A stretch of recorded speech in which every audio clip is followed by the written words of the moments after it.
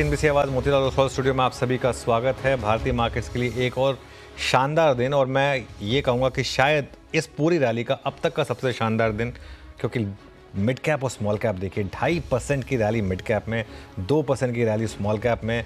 बहुत शानदार मोमेंटम के साथ मार्केट में काम इस समय। शो की शुरुआत करते हैं हेडलाइंस के साथ। लगातार तीसरे दिन तेजी के साथ बाजार में बढ़ी रफ्तार। निफ्टी हल्की बढ़त के साथ 22,900 के पार। बैंक निफ्टी में भी 450 पॉइंट का उछाल, 2% से ज़्यादा के उछाल के साथ मिड कैप कर रहा है आज आउट परफॉर्म। स्मॉल कैप में भी रफ्तार। रियल्टी, कैपिटल गुड्स और पीएसयूज में आज सबसे ज्यादा तेजी। 3 सेक्टर्स करीब 2% चढ़े। कैपिटल गुड्स में पॉलीकैब, डिक्सन और कमिंस करीब 3 से 4% उछले। साथ ही वोल्टास, हेवल्स और क्रॉम्पटन में भी रफ्तार कायम। डिफेंस शेयरों में तूफानी तेजी। गार्डन रीच में 20% का लगा अपर सर्किट। साथ ही Mazagon dock, Cochin shipyard, BDL और मिथानी में भी 8 से 10% की रैली। डीजीटीआर की सेफगार्ड ड्यूटी की सिफारिश से चमके metal share. Nifty metal index 1% मजबूत। सेल करीब 4% का उछाल के साथ कर रहा है कारोबार। साथ ही टाटा स्टील, जेएसडब्ल्यू स्टील और हिंदुस्तान कॉपर भी चमके। आज के बिग स्टॉक्स सेगमेंट में मेटल सेक्टर पर हुआ था सटीक एनालिसिस। आईटी सेक्टर है आज के बाजार की कमजोर कड़ी। करीब 1.5% फिसला आईटी इंडेक्स। सिटी ने कहा ग्लोबल अनसर्टेनिटीज हैं बड़ा चैलेंज, और वैल्यूएशन को बताया अभी महंगा। निफ्टी के टॉप 5 लूजर्स में 4 आईटी सेक्टर से। मिशन 2030 से जोश में आया इंडिगो। शेयर करीब 4% ऊपर। साल 2030 तक इंटरनेशनल पैसेंजर्स की संख्या 28% से 40% करने का लक्ष्य। FY26 में कैपेसिटी और पैसेंजर में डबल डिजिट ग्रोथ की जताई उम्मीद। सितंबर में रिव्यू में निफ्टी में भी आ सकता है इंडिगो। बाजार की रफ्तार के साथ कैपिटल मार्केट से जुड़े शेयरों में भी बाहर। 6% उछला कैम। साथ ही बीएसई, एंजल वन और सीडीएसएल भी 4 से 5% चढ़े।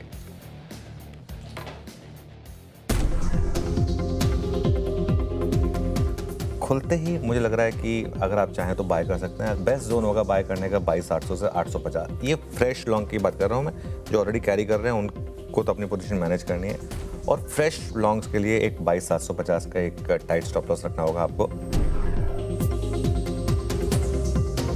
22,750 के नीचे अगर निफ्टी बंद थे आपको, तभी शॉर्टिंग के बारे में सोचें। उससे पहले अब शॉर्टिंग के बारे में नहीं सोचना है। निफ्टी के लेवल्स की बात करें तो आप देखिए इस समय निफ्टी कहां कारोबार कर रहा है। दिन के ऊपरी स्तरों पर कारोबार कर रहा है, और जहां खुला वहां से धीरे धीरे ऊपर की तरफ ही गया है। इनफैक्ट जब सुबह मार्केट ओपन हुए थे तब 22,800, 22,850 ये वो जोन आपको बताई गई थी कि ये वो जोन है जहां पर आप नई पोजीशंस ऐड कर सकते हैं, और जिसने भी सुबह ये सलाह मानी होगी वो फायदे में रहा होगा। चलिए, मार्केट के लिए आज एक बहुत शानदार दिन, और आज अगले 1.5 घंटे में और देखते हैं कितने गेंस बढ़ते हैं। वीरू में रहेंगे आज शो में आपके साथ। और एक चीज़ मैं वीरू ऐड करना चाह रहा था। Good afternoon first of all, कि आज की सबसे बड़ी हाईलाइट, मैं नॉर्मली शो की शुरुआत करता हूँ मार्केट का टेक्सचर बताकर। आज मैं शो की शुरुआत कर रहा हूँ मिड कैप रैली की बात करके, क्योंकि आज बाज़ार में जो मूव है वो है पूरा का पूरा मिड कैप डोमिनेटेड। आज की सबसे बड़ी हाईलाइट है मिड कैप में रैली। वो मेरे ख्याल से, मुझे याद नहीं है, आई थिंक चेक करना होगा लास्ट 4 डिजिट की रैली कब हुई थी मिड कैप में। आई थिंक अगर कोई मुझे डेटा बता दे कि लास्ट मिड कैप में इस तरीके की रैली कब हुई थी, शायद ये साल का सबसे शानदार दिन है। अब तक जो जितने भी हमने दिन देखे हैं, पिछले 2 दिन जरूर मार्केट चला है, लेकिन जो आज मार्केट चला है, आज पोर्टफोलियो स्टॉक्स चमके हैं। आज लोगों के पोर्टफोलियो में थोड़ी रौनक आई होगी। थोड़े जो बीटन डाउन स्टॉक्स थे उनमें रौनक आई है। कितने स्टॉक्स हैं? आप 10 से 20% की रैली, और अच्छी क्वालिटी के मिड कैप और स्मॉल कैप। ऐसा भी नहीं कि बेकार क्वालिटी, अच्छी क्वालिटी के मिड कैप स्मॉल कैप में 10 से 20% की रैली है। एफएनओ स्टॉक्स 5-5, 6-6, 7-7% आज चले हैं। पिटे हुए शेयर्स, यहाँ पर ज़बरदस्त बाइंग हुई है। कुल मिलाकर आप जो भी कहें, शानदार मूव रहा। निफ्टी ने भी उस बाय जोन को रिस्पेक्ट करा। आज सुबह हम डिस्कस कर रहे थे 22,800 से 850 बेस्ट जोन होगा बाय करने का। 22,808 पर आया, और वहाँ से एक बड़ी रैली आई। बैंक निफ्टी भी आउट परफॉर्म कर रहा है क्लियरली। ये भी एक चर्चा लगातार रही है हमारी चैनल पर कि बैंक निफ्टी यहाँ से और आपको 1000 पॉइंट की रैली दे दे तो हमें हैरानी नहीं होगी। 50,000 तक के रास्ते खुले हैं यहाँ पर। कुल मिलाकर जिस भी एंगल से देखें वीरो, एक आईटी को छोड़ दें तो शानदार मोमेंटम रहा है मार्केट में। जय हम शानदार मोमेंटम रहा अनुज। निफ्टी बैंक डे हाई पर अनुज। हाँ, निफ्टी में वो थोड़ी बहुत गुंजाइश, और if you compare with I think Nifty bank, वो जो डिफरेंशियल है बिकॉज ऑफ आईटी परसिस्ट करता है, पर अप्रोच क्या रहेगी इन लेवल्स पे दोनों इंडस्ट्रीज पे? देखिए बिल्कुल वीरू, देखिए मेरा ये मानना है कि अब ना, हमने जो सुबह बात की थी कि आपको स्टॉप लॉस ही अब सिस्टम से बाहर निकालेगा, तो इस मार्केट में वही अप्रोच रखिए, आप लॉन्ग रहिए। और अब नेक्स्ट रेजिस्टेंस है 22,950 से 23,000। मुझे लग रहा है कि वो शायद आज सेकंड हाफ में या कल एक्सपायरी के वक्त शायद मार्केट उसकी तरफ बढ़े। 23,050 पर थोड़ी सी रेजिस्टेंस है, लेकिन उसके ऊपर मुझे लग रहा है 23,200 तक की एक रैली ओपन होगी यहाँ पर। ये पॉसिबिलिटी मुझे लग रही है काफ़ी ज़बरदस्त। और अब आपको एक काम करना है, हर रैली में अपने स्टॉप लॉस को ऊपर लाना है। जब इस रैली की शुरुआत हुई थी, हमने 22,300 से स्टॉप लॉस की शुरुआत की थी। उसके बाद कल हम 22,650 की बात कर रहे थे। कल की लास्ट की 1 घंटे की रैली से वो अपने आप 22,750 पर आ गया था। मेरे ख्याल से अब अपने आप वो लेवल 22,800 हो गया। आज का सुबह का लो 22,808 था, अब 22,800 आपका नया ट्रेलिंग स्टॉप लॉस हो गया। और अगर मेरा एनालिसिस सही है, तो अगर आज आखिरी के 1 घंटे में मार्केट ने फिर कल जैसे और 50-100 पॉइंट जोड़ दिए, तो वो अपने आप आपका ट्रेलिंग स्टॉप लॉस ऊपर ले आएगा। अब ये मार्केट उस तरीके की है। लेकिन आई थिंक निफ्टी से ज़्यादा इंपॉर्टेंट है बैंक निफ्टी। बैंक निफ्टी पर फोकस करिए, क्योंकि बैंक निफ्टी एक फेज़ में से गुजरा जहाँ पर कोई ट्रेड नहीं थी, लेकिन 3 दिन पहले एक ट्रेड ओपन हुई बैंक निफ्टी में, और वहाँ से बैंक निफ्टी में अब ऑलमोस्ट 2,000 पॉइंट की रैली हो चुकी है। 47,800, इनफैक्ट 47,800 से वो रैली शुरू हुई थी। 2,000 पॉइंट की रैली बैंक निफ्टी में हो चुकी है आज के हाइप को अगर आप देखें तो। और 50,000 तो मुझे लग रहा है कि मैटर ऑफ टाइम है। लेकिन 49,500 तक की कोई भी डिप मिले आपको तो खरीदिए, 49,400 का एक स्टॉप लॉस लगाइए। और अब मुझे लग रहा है बैंक निफ्टी पर 200 डे मूविंग एवरेज की तरफ आप बढ़ रहे हैं। 200 डे मूविंग एवरेज आता है करीब 50,800 पर। सिंपल मूविंग एवरेज की बात कर रहा हूँ मैं, थोड़ा फ़र्क है इस बार सिंपल और एक्सपोनेंशियल में। 50,800 पर वो लेवल आता है मेरे ख्याल से, और वहाँ तक का 1,000 पॉइंट की एक और रैली बैंक निफ्टी में ओपन हुई है, तो ये मेरे ख्याल से एक सबसे शानदार चीज़ होगी। इससे पहले 5 मार्च को मिड कैप इंडेक्स इतना चला था 1,168 पॉइंट। अच्छा, कल भी 1,000 पॉइंट ऊपर था, लेकिन आज 1,236 पॉइंट ऊपर है, इसके लिए ज़्यादा अच्छा लग रहा है। वीरो, इंडिविजुअल स्टॉक स्पेसिफिक एक्शन आज कैसा रहा? जैम निफ्टी बैंक के बाद आते हैं इंडिविजुअल स्टॉक्स पे, और एक बार फिर से अपनी स्ट्रेंथ को रिज्यूम किया है जिस स्टॉक ने पहले जिक्र कर रहा हूँ, वो है चंबल। कल सिंक हुआ था और कल आया, लेकिन ये स्टॉक वो है जो अपने ऑल टाइम हाई पे ट्रेड कर रहा है। कल एक दिन थोड़ा सा अगर आप देखें तो ये बैकफुट पे आया, बट स्ट्रॉन्ग स्ट्रक्चर की खासियत यही होती है, शॉर्टेस्ट एवरेज को टेस्ट करते हैं, शूट अप कर जाते हैं। 590 at day high, strong OI pattern, strong option activity, और 550 के इर्द गिर्द की जितनी पुट ऑप्शन हैं अनुज, उसमें काफ़ी स्ट्रॉन्ग बिल्डअप है। तो पहला स्टॉक होगा यहाँ पे चंबल। और फार्मा में एक बार जरा प्लीज़ रखिएगा लॉरस। 602 पे एक बहुत ही क्लियर कट ब्रेकआउट, एक फ्लैग का, एक राउंडिंग बॉटम का, सब यहाँ पे विजिबल है। ओआई देखिए 0.60% ओआई रिड्यूस हुआ है, कम हुआ है, और ये अभी एज ऑफ नाउ स्पॉट में 603 एक सप्लाई पॉइंट है जो कि क्रैक जोन था, मतलब क्रैक पॉइंट था 13 फरवरी का। बट यकीन मानिए अगर ये 603 के जोन को काट गया तो इस क्लोजिंग में स्ट्रॉन्ग मूव देने की एक्सपेक्टेशन है लॉरस। और मैं जब बात कर रहा हूँ अनुज, उस वक्त एक सीमेंट स्पेस ऐसा स्पेस है जो कि एक थ्रस्ट जनरेट कर रहा है, स्टॉक्स मूव कर रहे हैं। तो मैं इंडिविजुअल पॉकेट पर तो फोकस नहीं करूँगा, बट एसीसी, अल्ट्राटेक सीमेंट, इन सभी काउंटर्स में, इवन ग्रासिम, इन काउंटर्स पे नज़र रख के चलिएगा। तो ये 2-3 स्पेस, चंबल हो गया आपका, और ये सीमेंट स्पेस जिस पर आपको नज़र रखनी है, और एक लॉरस पर। अनुज, आज निफ्टी आईटी, सुबह यही टेंशन थी कि वो जो यूएस के नैस्डैक के प्राइस परफॉर्मेंस से हम एक क्यों ना ले लें कहीं ना कहीं, और वैसा ही निफ्टी आईटी ने किया भी। बट मोर और लेस अभी वो पैनिक सेलिंग या फिर कल के लो को ब्रीच कर देना, परसों के लो को ब्रीच कर देना, आई थिंक वो नहीं है। मतलब रेस्ट्रिक्टेड फॉल है, जिसे कहते हैं ना, कोलैप्स नहीं हो रहा है। ये कहना ठीक रहेगा? ये कहना ठीक रहेगा वीरू। देखिए मैं एक चीज़ बताऊं, एक कहावत है कि पैसा बनाने के लिए बुल मार्केट को यूज़ करिए और वेल्थ बनाने के लिए बेयर मार्केट को यूज़ करिए। अब क्या हो रहा है, अब आईटी में एक बेयर मार्केट है।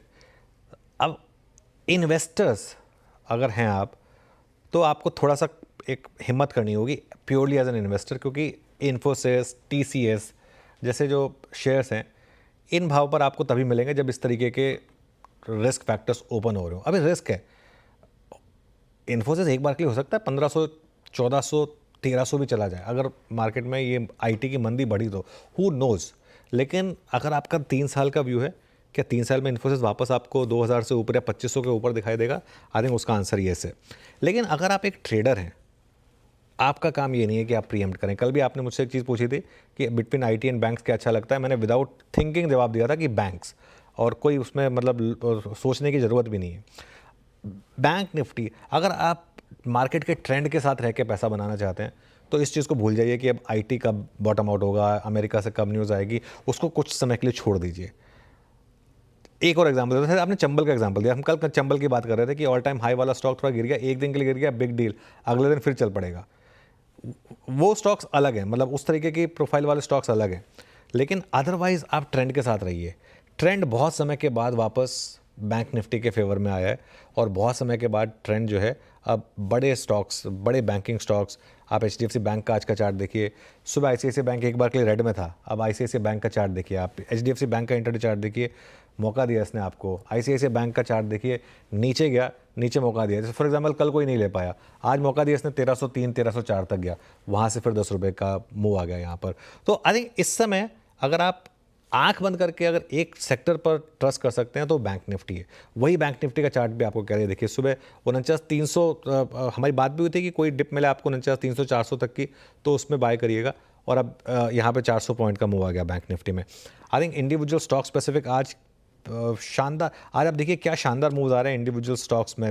सुबह हमने कितने ब्रेकआउट्स की बात की थी चैनल पे, एक्सपर्ट्स ने मैक्स हेल्थ की बात की थी, हमने बीएससी की बात की थी, हमने ये बैंक ऑफ इंडिया, कितने सब स्टॉक्स की बात की थी, सब में किस तरीके से ब्रेकआउट्स आ रहे हैं। I think stock specific clearly बहुत इंटरेस्टिंग एक्शन है, और बैंक निफ्टी में इंटरेस्टिंग एक्शन है। कुछ टाइम के लिए मुझे लग रहा है आईटी को छोड़ दें, अनलेस आप एक इन्वेस्टर हैं, अब जो इस तरीके से अप्रोच कर रहे हैं कि मैं यहाँ से एसआईपी अप्रोच लूँगा आईटी सेक्टर पर, वो एक अप्रोच हो सकता है काम कर जाए, ट्रेडिंग अप्रोच नहीं काम करेगी वहाँ पर। ओके, चलिए अभी काम करते हैं, अनुज से समझते हैं कि अभी के ट्रेंडिंग स्टॉक्स कौन कौन से हैं, और आज कार्यक्रम में, इस कार्यक्रम में क्रम क्या रहेगा। अनुज। बिल्कुल, आज ये मेरे जिम्मे है काम, तो चलिए ट्रेंडिंग स्टॉक्स की बात करते हैं। पहले Shriram finance, HDFC life, Apollo hospitals और टाटा स्टील, ये हैं निफ्टी के अप ट्रेंडिंग स्टॉक्स। एफएनओ के ट्रेंडिंग स्टॉक्स में PB fintech, Escorts, Kubota, Max health care और प्रेस्टीज एस्टेट्स रहेंगे। 5-5, 6-6% के मूव्स यहाँ पर। मंदी के शेयरों में टेक महिंद्रा, टीसीएस, इन्फोसिस और आईटीसी, और उसके अलावा Phoenix Mills, United Spirits, LTI Mindtree और परसिस्टेंट सिस्टम्स, ये हैं आज के मंदी वाले शेयर। चलिए अब बताते हैं हमारे पैनल के बारे में। हमारे साथ जियोजित फाइनेंशियल के गौरांग शाह जुड़ेंगे फंडामेंटल्स के लिए। उसके अलावा हमारे साथ गावत सर, मानस जायसवाल, राजेश सतपुते, चंदन तापड़िया, विकास सालुंके और आशीष कयाल जुड़ेंगे टेक्निकल्स के लिए। 2:20 पर जानेंगे पीएसयू शेयरों में इतनी रौनक क्यों है, साथ ही एचएल में तेज़ी क्या कारण है, ये भी जानेंगे। 2:25 पर आईटी सेक्टर पर एक खास रिपोर्ट आई है, उसका एनालिसिस करेंगे, और टाटा कॉम यहाँ पर भी एक ब्रोकरेज व्यू आया, उसकी बात करेंगे। 2:40 पर एसी शेयरों में क्यों तेज़ी है, इसकी बात होगी। उसके अलावा 2:55 उसके बाद कमोडिटी में शुगर में क्यों रैली है, इस पर बात होगी। उसके बाद हमारे साथ बिग मार्केट वॉइसेस में कंप्लीट सर्कल के मैनेजिंग पार्टनर और सीईओ गुरमीत चड्डा जुड़ेंगे।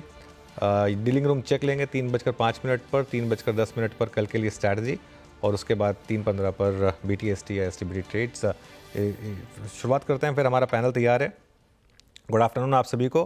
गावा सर बताइए इस समय का आपका trade. Good afternoon to you. Stock का नाम है हुडको। ये स्पिल ओवर ट्रेड है, ट्रेड कर रहा है करीब 197.70 के आसपास। स्टॉप होना चाहिए 195, ₹2.70 का। टारगेट 210 का है, लेकिन ये स्पिल ओवर ट्रेड हो सकता है, तो इट्स गुड स्टॉक, बढ़िया ब्रेकआउट मिला है, इसमें मोमेंटम भी है। हुडको ओके, हुडको लॉन्ग है 198 पर प्राइस, और हुडको में याद रखिएगा कल से आज के बीच में बहुत अच्छी शॉर्ट कवरिंग हुई है, बहुत अच्छी शॉर्ट कवरिंग हुई है। मानस, गुड आफ्टरनून, आपका ट्रेड इस वक्त का। Good afternoon Virendra ji. तो देखिए सोना कॉम्स में खरीदारी करने की राय रहेगी। आई थिंक अब बॉटम बना है स्टॉक में 480 और 470 की रेंज में। आज स्टॉक ने 10 और 20 डे मूविंग एवरेज को ब्रीच किया, उसके ऊपर निकला है, तो सोना कॉम्स में करंट लेवल्स पे खरीदारी करने की राय रहेगी। 501 रुपए 501 के स्टॉप लॉस से खरीदारी करेंगे। 520 रुपए 520 तक के टारगेट्स पॉसिबल है, ये कैश लेवल्स हैं। अगर चाहे तो 500 वाला कॉल ऑप्शन 13 रुपए के आसपास ट्रेड हो रहा है, इसमें 9 रुपए 90 पैसे के स्टॉप लॉस से खरीदारी की जा सकती है, और ऑप्शन में 20 रुपए के टारगेट सेट किए जा सकते हैं। राजेश जी गुड आफ्टरनून, आपकी trade. Good afternoon Anuj ji, good afternoon Viren and good afternoon everyone. Anuj ji देखिए, नज़र जो है वो प्रॉपर्टी स्टॉक्स पे है, उसमें से गोदरेज प्रॉपर्टी आप देखिए, मुझे लगता है कि इसका जो बॉटम लग गया है और यहाँ से एक रिवर्सल होगा। और ये जो रिवर्सल है अनुज जी, इसका जो अगर आप स्विंग का भी टारगेट देखें तो इनिशियल टारगेट 2140 2150 का होगा, लेकिन चार्ट देख के लगता है ये 2200 की तैयारी कर रहा है। तो 2140 पहला टारगेट ले लीजिए, 2200 दूसरा, और बाय करें। स्टॉप लॉस जो होगा वो रहेगा करीबन 2060 का। 20। 99 फ्यूचर्स में आपने बाय किया है गोदरेज प्रॉपर्टीज। मूव स्ट्रॉन्ग है यहाँ पे भी। विकास से बात करते हैं। विकास जी, क्या पिक कर रहे हैं आप इस वक्त के लिए? Good afternoon Virendra ji. देखो, मेरा बैंकिंग में रहेगा कि जिस हिसाब से बैंक स्टॉक यहाँ पे मोमेंटम करते हुए देखने मिल रहे हैं, मुझे लगता है एक्सिस बैंक यहाँ पे बाय कॉल रहेगा। जिस इसका डेली और वीकली दोनों भी चार्ट स्ट्रक्चर बहुत स्ट्रॉन्ग है। डेली में एक ब्रेकआउट जो था 1050 का, जो प्रीवियस हाई था, वहां पे एक ब्रेकआउट देखने मिला है, उसके ऊपर ही ट्रेड करते हुए देखने मिल रहा है। तो 1032 के स्टॉप लॉस से इसको बाय करना है। 1100 का पहला यहाँ पे टारगेट मुझे लगता है आते हुए देखने मिल सकता है। और जो मोमेंटम है मे बी 1 से 2 दिन के पॉइंट ऑफ व्यू से भी कैरी होते हुए देखने मिलेगा। तो एक्सिस बैंक बाय करना है 1100 के टारगेट के लिए। 1032 का यहाँ पे स्टॉप लॉस लगा। आशीष ख्याल के पास चलते हैं। अब आशीष जी, गुड आफ्टरनून, आपकी ट्रेड। गुड आफ्टरनून आपको और सभी दर्शकों को। मेरी जो ट्रेड है वो है एम्बर एंटरप्राइज में। यहाँ पर काफी दिनों से एक बुलिश मूव चल रहा है और अच्छा खासा ट्रेंड है। स्टॉक ने वापस से सपोर्ट लिया, अपने 10 डीएमए से बाउंस बैक हुआ। तो ओवरऑल ट्रेंड यहाँ पर बुलिश है। वॉल्यूम्स पिकअप होते हुए नजर आ रहे हैं। तो एम्बर एंटरप्राइज पे लॉन्ग पोजीशंस क्रिएट की जा सकती है। टारगेट है 7290 का और स्टॉप लॉस लगाना होगा 6600 का। ओके, एम्बर एंटरप्राइजेस आपके स्क्रीन पे 68 थोड़ा हाई टिकट साउस काउंटर है, बट ये कॉल है इनकी, ये आशीष जी की लॉन्ग कॉल। अब चलते हैं गौरांग जी से बात करते हैं। गौरांग जी, गुड आफ्टरनून, कार्यक्रम में स्वागत है। आज बहुत ही अच्छे ब्रेथ के साथ ये पुल बैक है। जहाँ पे मिड कैप और स्मॉल कैप पार्टिसिपेट कर रहे हैं। Nifty bank, Nifty auto, IT slightly in the back foot. आपका व्यू क्या है इस वक्त, क्या पिक कर रहे हैं आप? बहुत बहुत धन्यवाद वीरेंद्र, आपका सभी को प्रणाम और शुभ दिन हमारे तरफ से।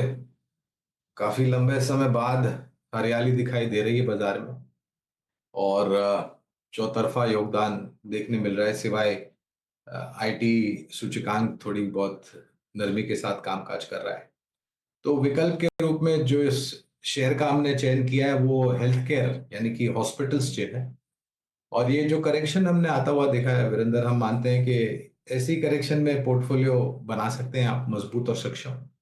अपोलो हॉस्पिटल्स पर खरीदारी की राय हमारी काफी लंबे समय से रही है और जो भी नतीजे आए और मैनेजमेंट ने जो विस्तार योजनाएं के बारे में टिप्पणी करी है उसको देखते हुए 7800 तक के लक्ष्यांक हमने निर्धारित किए हैं अनुमानित, और अगर नतीजे बेहतर आए तो परिवर्तन यहाँ से करेंगे। रिस्क रिवॉर्ड बहुत ही फेवरेबल है यहाँ से। ओके, रिस्क रिवॉर्ड बहुत ही फेवरेबल है यहाँ से। एक स्टॉक और डिस्कस करते हैं। गाबा सर, एक बार बीएसई देखिए, कल हमने बात की थी स्टॉक की कि यहाँ पे ये इसको प्रीएम्प्ट किया था हमने कि तेज़ी की तैयारी कर रहा है। हालांकि बैन में था तो कैश में ही लेना था आपको। 4388 कल 3900 पे हमने बात की थी। अब क्या करें स्टॉक में आप? मैं नहीं दे सकूंगा, मेरे पास। अच्छा हाँ, मैं सॉरी, मैं या। यही सवाल, यही जवाब गाबा जी ने मुझे कल भी दिया था। फिर मैं पूछा, गाबा सर से था, लेकिन उसके बाद ट्रेड मैंने किससे लिए थे अब मुझे याद नहीं है एक्चुअली। लेकिन वीरू, एक और चीज़ मैं बताऊँ आपको, ये देखिए आप, आज मूव्स आ रहे हैं ये सब बीट एंड डाउन स्टॉक्स में। एंजल वन, मैक्रोटेक, बीएसई, हुडको, पीबी फिनटेक, बेसिकली जितने भी सब बीट एंड डाउन स्टॉक्स हैं ना, उनमें सब में क्लियरली अब एक बड़ी रैली आ रही है यहाँ पर।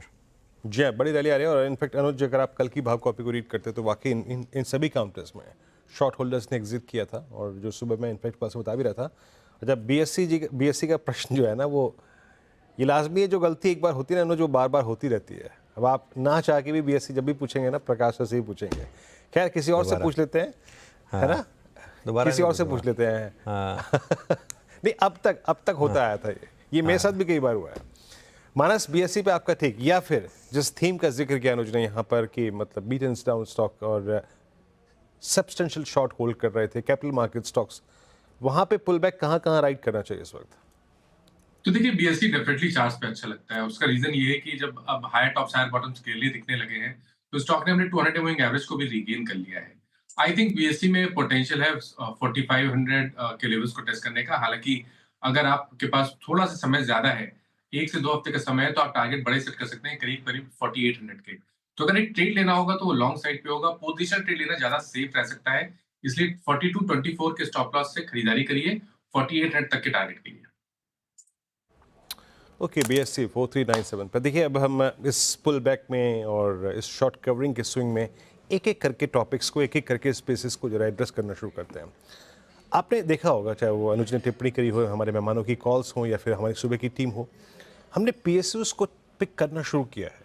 आप कोल इंडिया को देखिए, आप NTPC को देखिए, आप RVNL को देखिए, आप REC PFC को देखिए, और एक और तबका, look at defence, BEL and HL, क्या स्ट्रॉन्ग मूव आया इनके भी काउंटर्स में। आखिरकार इसके पीछे वजह क्या है, हाउस व्यूज़ क्या हैं, और एक तो एक रिपोर्ट है बड़ी इंटरेस्टिंग JM फाइनेंशियल्स की, उस पर बातचीत करेंगे, और HL की तेज़ी के पीछे बड़ा कारण क्या है इसको भी समझने की कोशिश करेंगे। बात करते हैं पहले मिताली से। ये JM फाइनेंशियल की रिपोर्ट आई है इस पे, और उसके बाद यतिन के पास चलेंगे HL के इश्यूज़ को एड्रेस करने के लिए। बट मिताली, इस रिपोर्ट में क्या कहा गया है, किन किन स्टॉक्स को टारगेट किया गया है, टारगेट्स पे क्या रिवीजन किए गए हैं? तो सर, PSU स्टॉक्स की रौनक काफ़ी तेज़ नज़र आ रही है आज के सत्र में। PSU स्टॉक्स में डिफेंस सेक्टर काफ़ी आज बुलिश नज़र आया है। इसके अलावा जो सरकारी कंपनियों के करेक्शन है वो बंद होते नज़र आ रहे हैं। पिछले एक हफ्ते की हम बात करें तो स्टॉक में कुछ स्टॉक्स में 5 to 6% का हमें अपसाइड मोमेंटम देखने को मिला है। ये वही स्टॉक्स है जिसने इस करेक्शन वाले फेज़ में 58%, 55%, 50% से ज़्यादा की डुबकी लगाई थी। सबसे पहला नाम ITI का देख लीजिए, फिर कोचिन शिपयार्ड, कोल इंडिया, ऑयल इंडिया, हुडको, भेल, बैंक ऑफ इंडिया, ये सारे स्टॉक्स में अच्छे खासे करेक्शन देखने को मिले थे। लेकिन पिछले एक हफ्ते की बात करें तो यहाँ पे 5 to 6% की रिकवरी आई है। इस बीच JM फाइनेंशियल का मानना है कि PSU स्टॉक्स में एक अच्छा एंट्री पॉइंट अब क्रिएट हो चुका है इन्वेस्टर्स के लिए, और उनका मानना है कि आने वाले टाइम में कुछ स्टॉक्स 30 से 40% का रिटर्न जो है वो इन्वेस्टर्स को दे सकते हैं। जो उन्होंने पिक्स सेलेक्ट किए थे उसमें सबसे पहला नाम है RECL का। यहाँ पे टारगेट प्राइस दिया है 600 रुपये का, और अपसाइड पोटेंशियल 44% तक का नजर आ रहा है। साथ ही PFC, ONGC, NTPC, कोल इंडिया, यहाँ पे भी 30 से 35% के रिटर्न्स JM फाइनेंशियल को नजर आ रहे हैं। HAL और BEL भी यहाँ पे शामिल है। तो अब देखना ये होगा कि PSU स्टॉक्स की जो रौनक है ये कब तक इन्वेस्टर्स को और ज़्यादा यहाँ पे रुचि देखने को मिलती है। बिल्कुल, तो इन्हीं में से एक स्टॉक पे कर लेते हैं। शुक्रिया मिताली। इन्हीं में से एक स्टॉक पे कर लेते हैं HAL, हिंदुस्तान एरोनॉटिक्स, 5.5% ऊपर। यतिन के पास चलते हैं और जानते हैं कि क्यों है तेज़ी HAL में। आज 5.5% की थी, अब 4.5%। यतिन?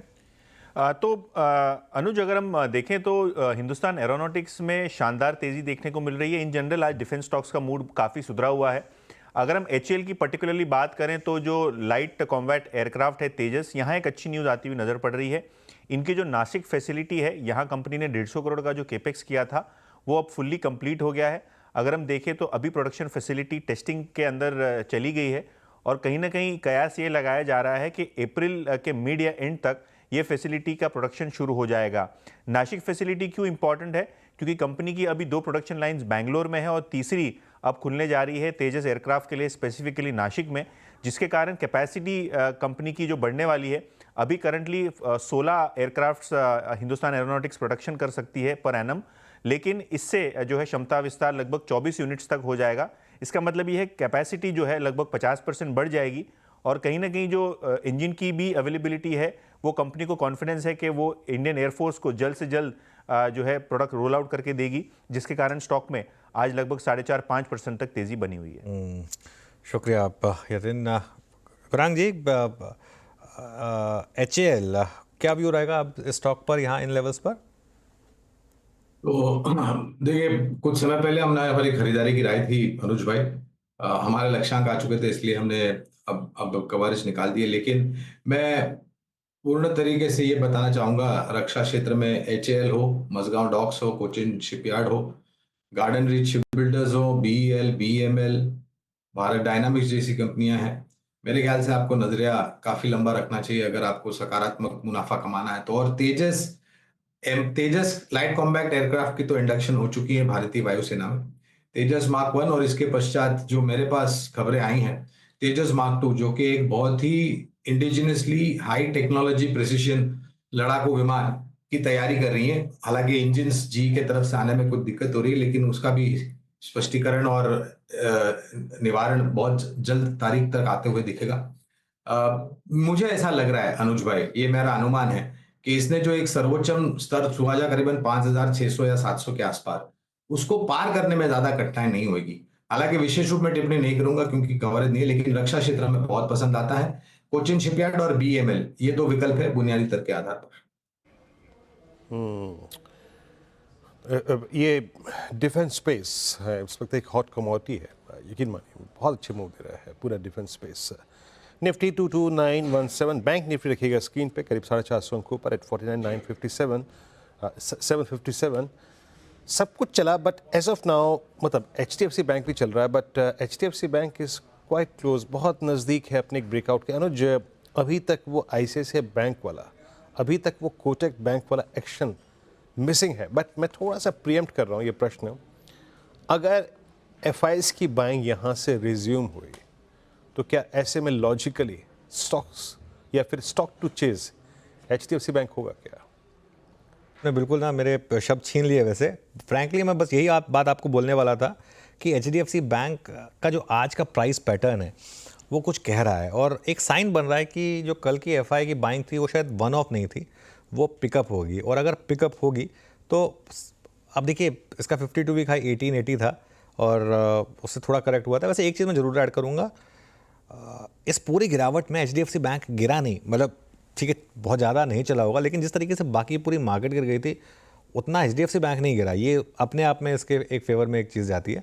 और अब मुझे लग रहा है कि ये जो स्टॉक है ना अभी तैयारी कर रहा है, अब अगर FI की वो बाइंग लौटी तो उसको क्रॉस करने की। आज का पैटर्न बहुत इंटरेस्टिंग है यहाँ पर और यही मुझे कॉन्फिडेंस दे रहा है कि बैंक निफ्टी में अब और कुछ नहीं तो एक बार के लिए 50, 800, 50, 900 तक का रास्ता खुलेगा, जो 200 डे मूविंग एवरेज है बैंक निफ्टी में। देखिए क्या होता है ना, एक बार आप एक ट्रेंड में एंट्री कर जाए ना, उसके बाद बाकी सब चीज़ें आपके फेवर में आनी शुरू हो जाती हैं। शुरुआत कोटक ने की थी, उसके बाद ICICI बैंक जुड़ा रैली में, उसके बाद SBI जुड़ा और अब फाइनली शायद काफ़ी समय से जो पेंडिंग मूव था HDFC बैंक में वो आ रहा है। तो ये मेरा मानना है कि अब HDFC बैंक बिल्कुल और जो आपने लॉजिक बोला कि अगर FI की सेलिंग बंद हुई और अगर बाइंग शुरू हुई तो यहीं पर आएगी। मैं एक और चीज़ आपको एग्जांपल देता हूँ, FI की बात की आपने, एक बार डॉलर रुपये का इंटरडे चार्ट देखिए। आज सुबह हमने सारे फैक्टर्स जो गिनाए थे उनमें से एक डॉलर रुपये था। आज हम खुले कहाँ डॉलर रुपये पे और अब हम हैं कहाँ पर? हम खुले 86.67 पर, हम हैं 86.51 पर। आप देखिए ये एक और एसेट क्लास है जो आपको देखिए ओपनिंग कहाँ होती है और उसके बाद आप कहाँ जाते हैं इस पर काफ़ी कुछ डिपेंड करता है। हम एक स्टेज में आ गए थे जहाँ पे ये डॉलर रुपये का चार्ट जो आपको दिख रहा है इसका उल्टा होता था और बैंक निफ्टी का चार्ट जैसा डॉलर रुपये का चार्ट है वैसा होता था। क्योंकि डॉलर रुपये के केस में आप ऊपर खुले तो मतलब वो नेगेटिव है, नीचे हो तो वो बंद है, और बैंक निफ्टी केस में उल्टा है। अब देखिए आप बैंक निफ्टी केस में मोस्ट केसेस आप पहले घंटे में इंडेक्स पे लो बना रहे हैं और लास्ट घंटे में हाई बना रहे हैं। पहले क्या हो रहा था करेंसी में, पहले घंटे में हाई बनता था और लास्ट के घंटे में लो बनता था। तो आई थिंक ये अपने आप में एक बहुत बड़ा रिवर्सल आया है मार्केट में और शायद HDFC बैंक तैयार हो रहा है एक अगले राउंड की रैली को लीड करने के लिए। इस पर एक चार्ट चेक ले लेते हैं HDFC बैंक पर। राजेश सतपुते जी, HDFC बैंक का चार्ट देखिए जरा, 1747 फ्रेश ब्रेकआउट के लिए बाय करें क्या ऐसे? बिल्कुल बिल्कुल। और रादर मुझे लगता है कि अनुज जी यहाँ पे एक छोटा ब्रेकआउट है, वो करीबन 1735 का लेवल, 1735 के ऊपर जो ब्रेकआउट है और उसके बाद जो नेक्स्ट की बात हो रही है वो है करीबन 1765। लेकिन चार्ट देख के लगता है कि ये ब्रेकआउट आएगा 1765 को भी ये सरपास करेगा, प्रोबेबली 1820 का इसका एक टारगेट लेके काम हो सकता है। तो अगर पोजीशन बनानी है तो डेफिनेटली बनाइए। स्टॉप लॉस जो होगा वो 1725 का रखे, थोड़ा सा नीचे रखे और बाय डे स्ट्रेटेजी करे तो वो और बेहतर है। तो HDFC bank still a buy. HDFC bank का स्टिल बाय। चलिए अभी बात करते हैं एक हमारे सबसे फेवरेट स्टॉक्स में से एक, इंटरग्लोब एविएशन। शानदार तेज़ी यहाँ पर। सुबह हमने बात की थी कि 2030 के लिए उन्होंने जो रोड मैप रखा है वो, और उसके अलावा एक और इंटरेस्टिंग चीज़ जुड़ रही है कि ये निफ्टी इंक्लूजन का भी शायद एक कैंडिडेट हो सकता है। यतिन से समझते हैं पूरी जानकारी। यतिन, गुड आफ्टरनून, बताइए। Good afternoon. सबसे पहले आज बात कर लेते हैं इंडिगो की विजन 2030 जो इन्होंने रखा है आज के इन्वेस्टर डे में। पर्टिकुलरली अगर हम बात करें इंडिगो की तो इनको लगता है कि 2030 तक अपना पैसेंजर काउंट वो डबल कर पाएंगे। अभी वो लगभग 25 करोड़ पैसेंजर्स को सेवा देते हैं, जो बढ़ के अब 50 करोड़ की उम्मीद हो चली है कंपनी की तरफ से। इसके अलावा अगर हम बात करें ये ग्रोथ कहाँ से आ रही है, तो इंटरनेशनल ऑपरेशन से आ रही है। अभी लगभग 28% इनके पैसेंजर्स हैं जो अंतर्राष्ट्रीय ट्रैवल करते हैं, जो संख्या बढ़ के लगभग 40% हो जाने वाली है। तो आगे जाके लगभग 20 करोड़ यात्री 2030 तक इनको लगता है कि इंटरनेशनली ट्रैवल करेंगे इंडिगो के साथ। इसके अलावा जो कैपेसिटी एडिशन है, यहाँ भी कंपनी ने अच्छा गाइडेंस दिया है। इनफैक्ट 2030 तक कुल विमान ऑपरेशंस में 600 को पार कर जाएंगे। रिसेंटली कंपनी ने एक लॉयल्टी प्रोग्राम भी लॉन्च किया है, जिसके कारण काफ़ी अच्छा ट्रैक्शन देखने को मिल रहा है। 5 महीने ऑफ इंसेप्शन से ही कंपनी ने लगभग 20 लाख लॉयल कस्टमर्स जोड़ लिए हैं, जिसके कारण स्टिकीनेस बनी रहेगी आगे जाके। इसके अलावा अगर हम बात करें तो 14 नए जो स्थल हैं, यहाँ इंडिगो अपनी सेवाएं शुरू करने वाली है FY26 तक। और Q4 की पर्टिकुलरली बात करें, जिसके बाद स्टॉक में एक अच्छा मोमेंटम आया, तो कंपनी को लगता है कि Q4 की प्रॉफिटेबिलिटी बहुत ज़बरदस्त रहने वाली है। FY26 में भी FY25 जितना ही ग्रोथ रहने वाला है। ऑब्वियसली कुंभ मेले का एक इम्पैक्ट आपको दिखाई देगा पॉजिटिव साइड पे Q4 में। और कहीं ना कहीं अगर हम बात करें नुआमा के रिपोर्ट की, तो आज नुआमा की तरफ जो रिपोर्ट आई है उसमें ये इंडिकेशन दिया गया है कि आने वाला जो रिव्यू है सितंबर 2025 का, यहाँ इंडिगो की एंट्री हो सकती है और हीरो मोटोकॉर्प जो है निफ्टी के बाहर हो सकता है। तो ये भी एक वजह है शायद जिस वजह से आपको इंडिगो के शेयर में काफ़ी अच्छा ट्रैक्शन देखने को मिल रहा है।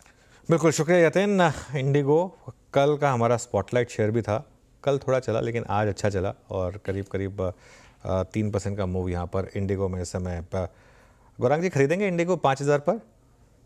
बिल्कुल खरीदेंगे अनुज भाई, क्यों नहीं खरीदेंगे। और मेरे ख्याल से जिस प्रकार से नए हवाई अड्डों का उद्घाटन हो रहा है, बहुत जल्द जून के आसपास इस साल में नवी मुंबई में कमर्शियल फ्लाइट्स शुरू हो जाएंगी। और फिर उसके बाद उत्तर भारत में जेवर एयरपोर्ट है, बाकी अन्य उड़ान 1 उड़ान 2 की नीति के तहत काफ़ी सारे अन्य छोटे और मझौले शहर उड़ान क्षेत्र से जुड़ेंगे। इंडिगो की ऑलरेडी जो फ्लीट साइज है वो काफ़ी अच्छी है और नए हवाई जहाज यहाँ पर जुड़ रहे हैं। नतीजों को पर ध्यान रखें तो मेरे ख्याल से काफ़ी शानदार नतीजे, और हमें लग रहा है कि आने वाले भविष्य में इनके शेयर के दाम यहाँ से और भी ऊपर जा सकते हैं। तो अगर लंबी अवधि का नजरिया है, आप बिल्कुल खरीद सकते हैं, हमारी खरीदारी की राय। ओके, अच्छा वीरू, एक बात बताइए, ये जो नया एयरपोर्ट है जब ये चालू हो जाएगा तो फिर आप वहीं से टिकट बुक कराया करेंगे? अपन को दोनों तरफ सेम ही है अनुज, लगभग। अच्छा, मेरे को दोनों तरफ सेम ही है, कोई ऐसा वो नहीं है। बट वो नोएडा में ही आ रहा है ना? हाँ हाँ, नोएडा में यहाँ से आप जब आप पकड़ेंगे ना एक्सप्रेस वे, फिर यहाँ पे आपने जेपी से एक लिया राइट है, उसके बाद सीधा आप एयरपोर्ट के यमुना एक्सप्रेस वे पे होंगे। हमें दोनों एक ही पड़ेगा, बट क्या है कि नए एयरपोर्ट पे डिस्टेंस कवर करने में मदद मिलेगी। यमुना एक्सप्रेस वे है, चौड़ा है, खुला है, नो ट्रैफिक कंसर्न्स, तो कम टाइम लगेगा, बट डिस्टेंस सेम है मोर और लेस। बट ये है कि अब अपने शहर में एक एयरपोर्ट है, कहने के लिए गर्व करने के लिए बात अच्छी है ना? बिल्कुल। बाकी ज़मीनें तो एक ज़माने से बिक रही है वहाँ पे। बिल्कुल, चलिए, तो खैर ये बात हुई इंटरग्लोब की। अब कुछ और सेक्टर्स की बात करते हैं। इससे पहले एक चार्ट चेक लेता हूँ मैं ज़रा। एक चार्ट चेक लेते हैं मैक्रोटेक डेवलपर्स पर। 6.5% की रैली लोधा डेवलपर्स यहाँ पर इस समय स्टॉक में आ रही है। ये इस समय एक्चुअली पैनल को दिखा दीजिए एक बार ज़रा चेक कर लूँ कि किससे लेना ठीक रहेगा ये स्टॉक। 6.5% ऊपर इस समय। मानस, क्या भी रहेगा इस समय मैक्रोटेक पर? तो पहले डिस्क्लोजर है कि जस्ट अभी 1 मिनट पहले मैंने इसमें ऑप्शन में रिकमेंडेशन दिया था, उसमें प्रॉफिट बुक किया है। लेकिन अगर हम ट्रेंड की बात करें तो ट्रेंड अभी भी पॉजिटिव लगता है लोधा का। फिर ध्यान रखिए, स्टॉक ने अब अपने 50 डे मूविंग एवरेज को ब्रेक किया है, तो जो नेक्स्ट टारगेट है वो 1215 के आसपास का आता है। अगर 1215 के ऊपर निकलेगा तो फिर आपको 1300-1310 तक के भाव देखने को मिल सकते हैं। स्ट्रेंथ है, लेकिन अगर आप फ्रेश खरीदारी करना चाहते हैं तो एक डिप का इंतजार करिए। अगर 1150 और 1160 की रेंज में मिले तो वहां पर खरीदारी करना बेहतर रहेगा। उस केस में आप 1124 के स्टॉप लॉस खरीदारी कर सकते हैं। टेक करीब 1188 पे ट्रेड करता हुआ। अच्छा, मैक्रोटेक में इस वक्त तेजी है। लुक एट डीएलएफ लेके आई है स्क्रीन पे, मेरे स्क्रीन पे अभी भी ये स्टॉक लगभग 697 पे एक स्ट्रेच लिया है, अच्छा मूव जनरेट करता हुआ है। डीएलएफ का भी चार्ट चेक लेते हैं और 697 पे। इस पर आपकी राय राजेश जी, कैसे अप्रोच करेंगे आप डीएलएफ को? बेहतरीन चार्ट है, मुझे लगता है कल भी इसको कवर किया था, तब भी यही हुआ था कि यहाँ पे कम से कम 700 तक का मूव मिलेगा। और देखिए आज भी यहाँ पे फॉलोअप है, मुझे लगता है ये कहाँ तक जाएगा, तो कम से कम यहाँ पे इमीडिएट टारगेट आता है 725 का। 725 टू 730 ये इसका स्विंग का टारगेट होगा। तो अगर पोजीशन है तो लॉन्ग कैरी करे, जो नया स्टॉप लॉस होगा या अगर किसी को नया लेना है तो उसका स्टॉप लॉस होगा 685। तो मुझे लगता है ओवरऑल ये जो पैक है, ये जो सेक्टर है, ये आगे जाके और चलेगा। अभी तो जस्ट शुरुआत हुई है, that is what the charts are suggesting. Okay, चलिए अब बात करते हैं आईटी सेक्टर की, क्योंकि यहाँ पर अभी भी काफ़ी पेन है। सिटी ने एक रिपोर्ट निकाली है, हॉर्मास के पास चलते हैं। हॉर्मास, क्या कह रही है सिटी की रिपोर्ट? सिटी की रिपोर्ट में कुछ ऐसा तो नहीं निकल कर आया है जिससे आईटी सेक्टर के सेंटिमेंट सुधरे, और आईटी सेक्टर इंडेक्स ही खुद एक बेयर मार्केट में चल रहा है, क्योंकि दिसंबर में जो इंडेक्स ने हाई लगाया था 46,000 के ऊपर का, उस इंडेक्स उस लेवल से अब आईटी इंडेक्स जो है 20% से ज़्यादा करेक्ट कर चुका है। और बावजूद इसके सिटी को यह लगता है कि निफ्टी आईटी के वैल्यूएशंस अब भी महंगे हैं, और ये जो 20-21% के करेक्शन की हम बात कर रहे हैं, उसमें से 16% का करेक्शन जो है वो इसी साल आया है आईटी सेक्टर में, और इसी तरह से 21% जो दिसंबर में हाई लगाया था उससे वो 21% नीचे गिर चुका है। अब सिटी का ये कहना है कि निफ्टी के मुकाबले में जो निफ्टी आईटी का प्रीमियम है वो इस करेक्शन के बावजूद 30% का है, जबकि उसकी 10 साल की जो औसत प्रीमियम है वो 12% की है। तो भारत के ग्रोथ के हिसाब से भी अगर देखा जाए तो ये सिटी को ज़्यादा लगता है। सिटी ने काफ़ी सारे ऐसे पॉइंट्स बताए हैं जो आईटी सेक्टर के लिए हेडविंड्स का काम कर सकते हैं, जिनमें से एक तो है ग्लोबल मैक्रो स्थिति की अनिश्चितता जो है। हाल ही में जो यूएस से डेटा निकल कर आया है वहां से भी ऐसा लग रहा है कि शॉर्ट टर्म के संकेत जो है वहां पर अच्छे नहीं है। एआई से रिलेटेड जो डिसरप्शंस हुए हैं, और जीसीसी यानी कि जो ग्लोबल कैपेबिलिटी सेंटर्स है वहां से भी जो चैलेंजेस निकल कर आ रहे हैं आईटी सेक्टर के लिए, वो शायद सेक्टर के लिए अच्छे ना हो,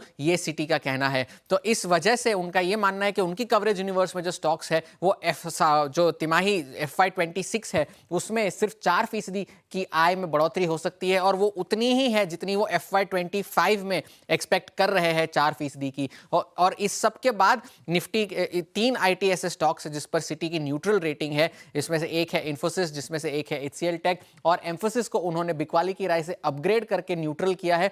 बाकी के जो सारे मिड कैप आईटी नाम है, चाहे वो टाटा टेक हो, परसिस्टेंट सिस्टम्स हो, कोफोर्ज हो, वहां पर सिटी की बिकवाली की राय है। और सारे लार्ज कैप आईटी जो नाम है, चाहे वो टेक महिंद्रा हो, TCS हो, विप्रो हो, वहां पर भी सिटी की बिकवाली की राय है। तो एक बेरिश नोट आती हुई सिटी की तरफ से, और उन्हें लगता है कि आईटी सेक्टर में अभी भी पेन थोड़ा सा बाकी है। जी हाँ, आईटी में पेन बाकी है, सिटी का ये मानना है। और ये FY26-25 को लेकर, और आपने जो टॉप लाइन की ग्रोथ का अनुमान देखा ना, वाकई निराशाजनक टिप्पणियां इस रिपोर्ट में। लेकिन अब एक बात करते हैं टाटा कम्युनिकेशन की। एक स्टॉक देखिए इस स्क्रीन पे, मात्र 4 दिन पहले, 5 दिन पहले, और in fact commencement of this series, इस स्टॉक का जो लो लगा था वो था करीब 1292 रुपये। आज ये भाव है 1516.4 का। क्या गजब मूव आया इसमें, और शॉर्ट कवरिंग बहुत स्ट्रॉन्ग थी। एग्जैक्टली कारण क्या है समझने की कोशिश करते हैं, और इस पर एक रिपोर्ट भी है जेम फाइनेंशियल्स की, उसमें क्या कहा गया है, की कंपोनेंट्स क्या है। कंचन हमारे साथ है। कंचन, क्या कहा गया है इस रिपोर्ट में? जी, जेम फाइनेंशियल ने बेसिकली टाटा कम्युनिकेशन के ऊपर अपनी कवरेज को स्टार्ट कर दिया और खरीदारी की राय दी है। जो करंट मार्केट प्राइस चल रहा है, उनका मानना है कि करंट मार्केट प्राइस से आने वाले टाइम पे हमें करीब 30 से 35% का उछाल देखने को मिल सकता है। टारगेट जो उन्होंने कोट किया है वो है 2030 का। यहाँ पे कुछ अच्छे पॉइंटर्स भी दिए गए हैं, कुछ थोड़े से रिस्क है जो उन्होंने हाईलाइट किए। सबसे पहले अच्छी चीज की बात कर लेते हैं। उनका मानना है कि फिस्कल ईयर 27 में हमें जो EV बाय एबिटा है वो अप्रोक्सीमेटली 11x पे देखने को मिल सकता है। अगर ग्रोथ वाइज बात करी जाए तो डेटा सेगमेंट में हमें Y-on-Y बेसिस पे 21% की जो ग्रोथ है वो देखने को मिल सकती है। साथ ही साथ अगर लॉन्ग टर्म ड्यूरेशन की बात करी जाए तो जो डिजिटल पोर्टफोलियो है उसके शेयर में अच्छी खासी तेजी आ सकती है। बट अब जो मेन रिस्क है वो क्या है? जिस तरीके से हम देख रहे हैं कि ग्लोबल अनसर्टेनिटी बनी हुई है, उससे हो सकता है कि कंपनी को थोड़ा सा नुकसान उठाना पड़े। साथ ही साथ जो डिस्क्रिशनरी स्पेंडिंग है उसमें कहीं ना कहीं हमें एक देरी देखने को मिल रही है, जो कि कंपनी के लिए खतरा बन सकता है। बिल्कुल। टाटा कम्युनिकेशंस यहाँ पर अच्छी रैली है, करीब 4% की। इस पर विकास जी कोई व्यू आपका है क्या टाटा कम्युनिकेशंस पर? अगर आप क्विकली चार्ट देख पाएँ इसका तो। जी अनुज जी, जिस हिसाब से रिकवरी हमने देखी थी लास्ट 2 वीक में, जो अच्छे यहाँ पे जो ADX है यहाँ पे अभी स्ट्रेंथ दिखाते हुए देखने मिल रहा है। मुझे लगता है ये टुवर्ड्स 200 DMA के आसपास भी अप्रोच कर सकता है, बट पहले यहाँ पे 1620 के आसपास के टारगेट अभी भी इंटैक्ट है, तो 1620 के टारगेट के लिए अभी भी इसको होल्ड किया जा सकता है। नीचे में भी इंपॉर्टेंट जो सपोर्ट बना चुका है वो 1530 1540 एक बेस बना चुका है आज के इंट्राडे पॉइंट ऑफ व्यू में। तो मुझे लगता है कि 1520 के स्टॉप लॉस से इसमें बने रह सकते हैं। ऊपर में मुझे लगता है 1620 के आसपास के टारगेट है, इसमें आने के चांसेस बढ़ रहे हैं। अच्छा, आशीष जी, एक स्टॉक देखिए CDSL, अभी टाटा कम्युनिकेशन की बात पूरी होगी, कंचन ने रिपोर्ट की आपको बारीकियां समझाई, एक टेक चेक हो गया, बट CDSL अब एक सीरियस एफर्ट करता हुआ, और CDSL में ये सीरियस पुल बैक एक ज़माने बाद है, मेरे ख्याल से ऑलमोस्ट 2 जनवरी के बाद पहली बार इवन 20 डेमा को पार कर रहा है आशीष जी है। और अब आपका व्यू क्या है, I mean, कैसे अप्रोच करेंगे आप CDSL को, ट्रेड व्यू क्या है यहाँ पर? देखिए ऑफ कोर्स बहुत टाइम के बाद भी CDSL में कोई हलचल आती हुई नजर आई है और यहाँ पर अच्छा खासा मोमेंटम आज बना है, करीबन 0.5% से रैली कर रहा है। इस स्टॉक ने एक लो बनाया था करीबन 1076, वहां से एक बाउंस बैक आया है। इसका अगर मैं वॉल्यूम प्रोफाइल देखता हूँ तो जो नेक्स्ट एरिया है जहाँ पे बहुत वॉल्यूम हुआ था, जो जोन है वो है 1252 का। तो गुंजाइश है ये स्टॉक वापस से जाके 1250 के आसपास का लेवल्स को टेस्ट करे तो शॉर्ट टर्म के लिहाज से 1250 के टारगेट यहाँ पर ओपन हो चुके हैं। नीचे में जो आपको सपोर्ट मिलकर आता है वो करीबन 1125 का है, जो कि लो के थोड़ा नीचे कल के क्लोज के पास में। तो जब तक 1125 इंटैक्ट है, 1250 के लेवल्स इस स्टॉक में देखे जा सकते हैं। CDSL 1174 पे स्ट्रॉन्ग मूव यहाँ पे 20 डेमा के ऊपर ट्रेड करता हुआ। चलिए अब थोड़ा सा विषय को बदलते हैं, अब जरा मिठास की बात करते हैं, और जब मिठास की बात आती है तो जरा एक बार बलरामपुर चीनी और पूरे स्पेस को रखिएगा। आज सुबह भी हमारे साथ कोई विशेषज्ञ थे, मेरे ख्याल से उन्होंने आज मिड कैप फंडा में बलरामपुर चीनी का जिक्र किया था। और शुगर स्पेस में सडनली ये तेज़ी क्यों है, प्राइसिंग का आउटलुक क्या है, और आउटपुट एग्जैक्टली शुगर केन उसका अनुमान क्या है, सब पे बातचीत करते हैं। मनीषा जी हमारे साथ हैं। आजकल मनीषा जी जिस डिस्कशन में होती है ना, बहुत तेज़ी तेज़ी तेज़ी। आपने 88-90 का तो सोने पे भाव लगा ही दिया मैम, शुगर पे क्या आउटलुक बन रहा है बताइए।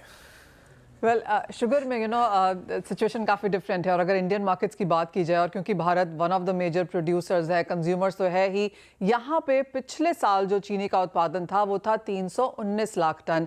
इस बार जो है वो है 260 लाख टन के आसपास। तो क्लियरली पहली तो ये चीज़ है कि लगातार जो भी एस्टिमेट्स यहाँ पर आते रहे हैं चीनी को लेकर, वहाँ पर हमने डाउनवर्ड रिविजन ही आता हुआ देखा है।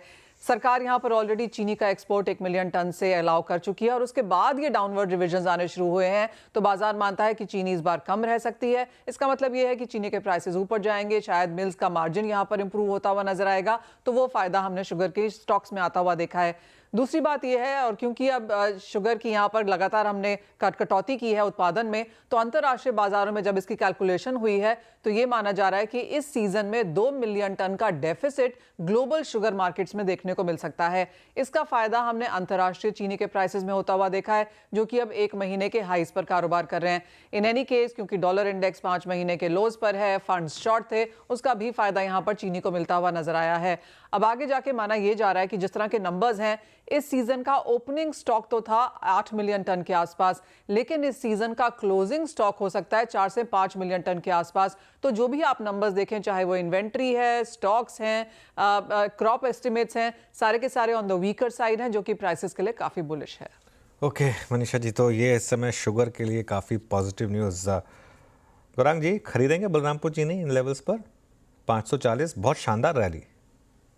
अनुज भाई, ये एक केवल मात्र शेयर था चीनी कंपनी का जहां पर हमारी एक समय पर खरीदारी की राय थी, लेकिन हमारे लक्ष्यांक आने के पश्चात ये अब 2 गुना हो चुका है और फिलहाल कवरेज नहीं है। दुर्भाग्य ये है हमारा। लेकिन हाँ, ये पूरा जो एथेनॉल को लेकर के खबरें और प्राइस रिविजन, पहले एथेनॉल एक बाई प्रोडक्ट हुआ करता था चीनी बनाने के प्रयास में, आजकल चीनी एक बाई प्रोडक्ट बन गया है और एथेनॉल मेन प्रोडक्ट बन गया है।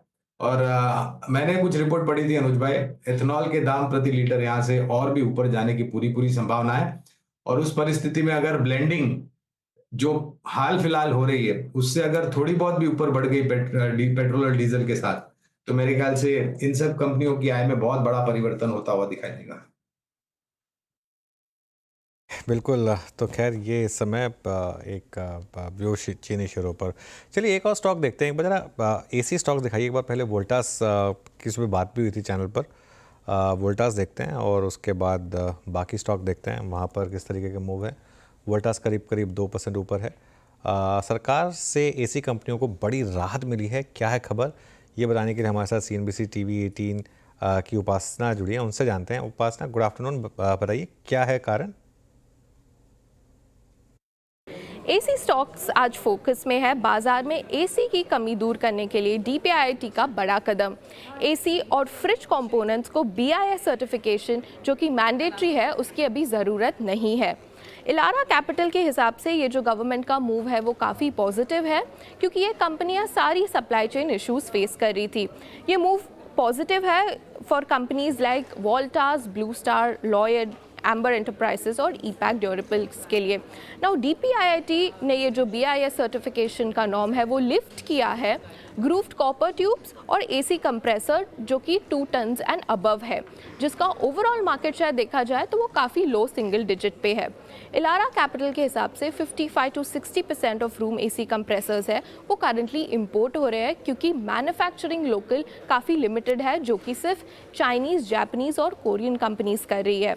ये मूव ओवरऑल पॉजिटिव है, बट साइज़ काफ़ी स्मॉल है क्योंकि इसका RAC मार्केट में शेयर 2 टन अबव AC का काफ़ी कम है। CNBC TV 18 पर ब्लू स्टार और PG इलेक्ट्रोप्लास्ट ने आज सुबह बताया, स्पेशली ब्लू स्टार ने बताया कि इंडिया अभी सेल्फ रिलायंट नहीं है और उसके majority of the AC compressors अभी चाइना से इंपोर्ट हो रहे हैं। और करंट सप्लाई चेन की बात करें तो वो अभी समर डिमांड सिर्फ 25 to 30% हैंडल कर सकती है। काफ़ी टच एंड गो सिचुएशन है। PG इलेक्ट्रोप्लास्ट ने ये बताया कि जो प्लेयर्स है वो सप्लाई चेन इशू फेस कर सकते हैं अगर करंट डिमांड 25% से ज़्यादा बढ़ी ये समर, तो इशू आ सकता है। सो ओवरऑल देखा जाए तो ये सारे स्टॉक्स आज फोकस में रहेंगे on the back of this government notification. Okay Upasana, चलिए बहुत बहुत शुक्रिया। तो ये इस समय AC कंपनियों पर फोकस 4 का चौका का समय हो गया है। तो सबसे पहले सस्ता ऑप्शन लेंगे मानस से, उसके बाद राजेश जी के पास चलेंगे FNO सुपरस्टार के लिए, आशीष कयाल जी के पास FNO सुपरस्टार के लिए, और सॉरी चार्ट का चमत्कार के लिए, और गौरांग जी के पास मिड कैप फंडा के लिए। तो मानस जी के पास चलते हैं। मानस जी बताइए सबसे पहले आपका सस्ता ऑप्शन ट्रेड। तो देखिए सस्ता ऑप्शन के लिए सिंजन के ऑप्शन में खरीदारी करने की राय रहेगी। यहाँ पर स्टॉक ने 22 मूविंग एवरेज को ब्रीच किया, इनवर्स टेंडेंशियल पैटर्न का ब्रेकआउट है। तो 710 का जो कॉल ऑप्शन है सिंजन का, वहां पर खरीदारी करेंगे। 10 रुपए के आसपास के प्राइस चल रहे हैं, इसमें आपको 5 रुपए के स्टॉप लॉस खरीदारी करनी है और 20 रुपए के टारगेट सेट करने हैं। मानस जी के पिक सिंजीन, मार्च का 710 कॉल। राजेश जी आपका ट्रेड। अनुज जी देखिए, मेरी नजर CDSL पे ही है। जैसे वीरेंद्र जी ने बिल्कुल सटीक टाइम पे पकड़ा था, क्योंकि ये इसने अपने 20 DMA को ब्रेकआउट दिया था। अगर आप ओवरऑल पैटर्न भी देखें तो मुझे लगता है कम से कम ये 1240-1250 तक का मूव दे देगा। तो मैं भी मानता हूँ कि यहाँ पे CDSL में एक शॉर्ट टर्म मोमेंटम है, तो यहाँ पे लॉन्ग साइड का ट्रेड बनेगा। स्टॉप लॉस रहेगा CDSL का 1150 का। These are future levels. Okay, CDSL में फ्रेश बाइंग है, 20 DMA क्रॉस होता है, राजेश जी पिक करते हुए इसको। और चलते हैं अब आशीष कयाल जी के पास मिड कैप फंडा के लिए, सॉरी चार्ट का चमत्कार। आशीष जी क्या पिक कर रहे हैं? देखिए यहाँ पर इंटरग्लोब एविएशन जिसकी चर्चा पहले भी हो रही थी और हमने लास्ट वीक भी दिया था, उसके बाद स्टॉक ने काफी अच्छा परफॉर्म किया और अभी भी यहाँ पर मोमेंटम बरकरार है। वॉल्यूम्स के साथ अच्छा खासा ब्रेकआउट दे रहा है ये स्टॉक, और यहाँ पर जो पिछला पिवोट लेवल था उसको भी ऑलमोस्ट ब्रीच करने के कगार पे है। तो यहाँ पर एक अच्छा मूव आ सकता है। तो इंडिगो पे बाई की राय होगी। ऊपर में टारगेट जो निकल कर आते हैं करीबन 5200 के देखे जा सकते हैं, और स्टॉप लॉस इस स्टॉक के अंदर जो लगाना होगा वो है 4848 लेवल्स का।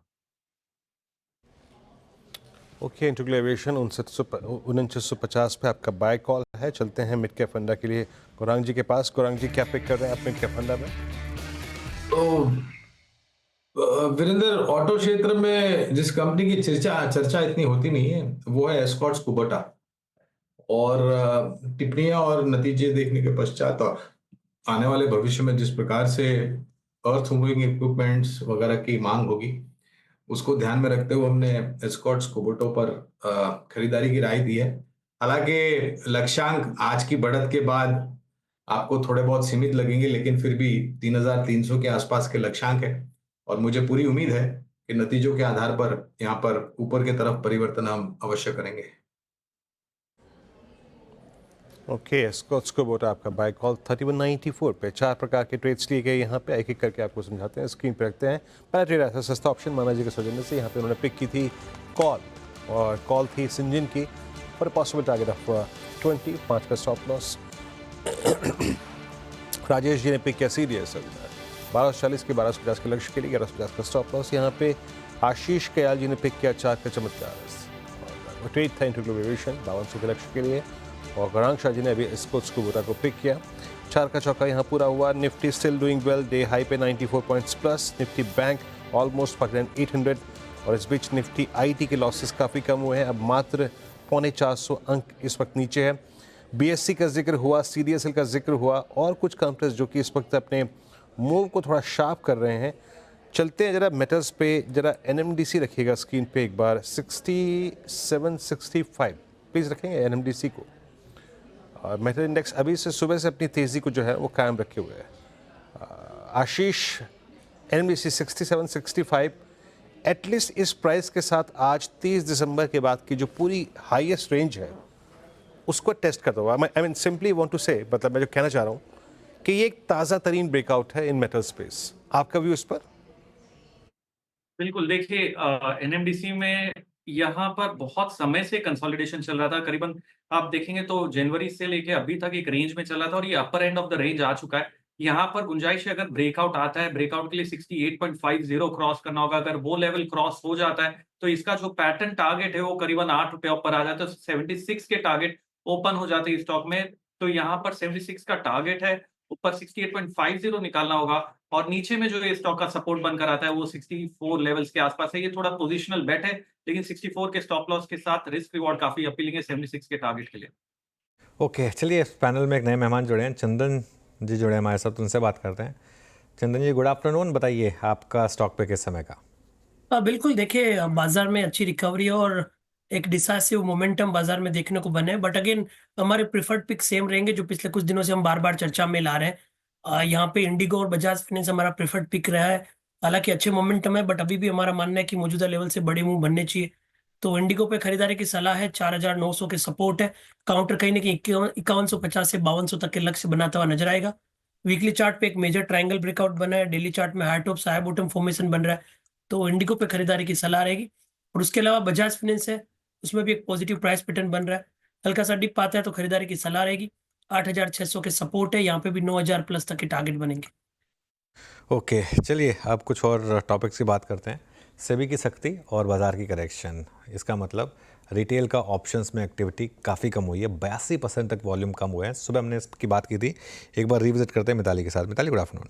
जी गुड आफ्टरनून। जैसा आपने बताया, रिटेल ऑप्शंस की जो कॉन्ट्रैक्ट की वैल्यू है वो काफ़ी कम होती नजर आई है। मार्केट करेक्शन एक रीज़न था, लेकिन जो मेजर रीज़न यहाँ सामने आता है वो है सेबी के स्ट्रिक्ट रेगुलेशंस। तो नवंबर में वो रेगुलेशंस चालू हुए थे, वहाँ से देखें तो आप पे 77% का हमें डिक्लाइन देखने को मिल रहा है। अक्टूबर में जहाँ हमने सबसे हाईएस्ट लगाया था, वहाँ से कॉन्ट्रैक्ट की जो वैल्यूज़ है वो बहुत ज़्यादा गिरती हुई नजर आ गई है। 82% का डिक्लाइन हमें कॉन्ट्रैक्ट्स में देखने को मिला है।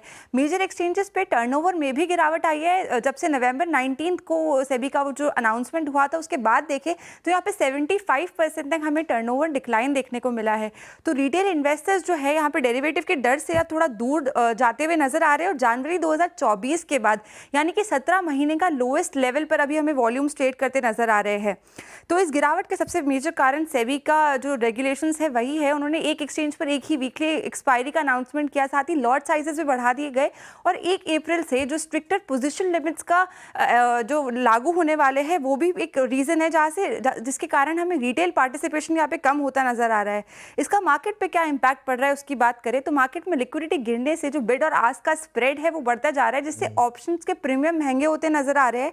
साथ ही स्मॉल और मिड कैप स्टॉक्स में जो करेक्शन देखने को मिला वो सिग्नल देता है कि रिटेल स्पेकुलेशन अब कम होती नजर आ रही है, जो कि सेबी का मेन मोटिव था। यहाँ पे बीएसई के शेयर्स की अगर बात कर ले तो यहाँ पे अपने 52 वीक हाई से 35% का करेक्शन यहाँ पे देखने को मिला है। आज फिर भी स्टॉक में हमें अपसाइड मोमेंटम देखने को मिला है, लेकिन ओवरऑल अगर बात करें तो वॉल्यूम्स काफ़ी डिक्लाइन होते नजर आ रहे हैं ऑप्शंस ट्रेडिंग में।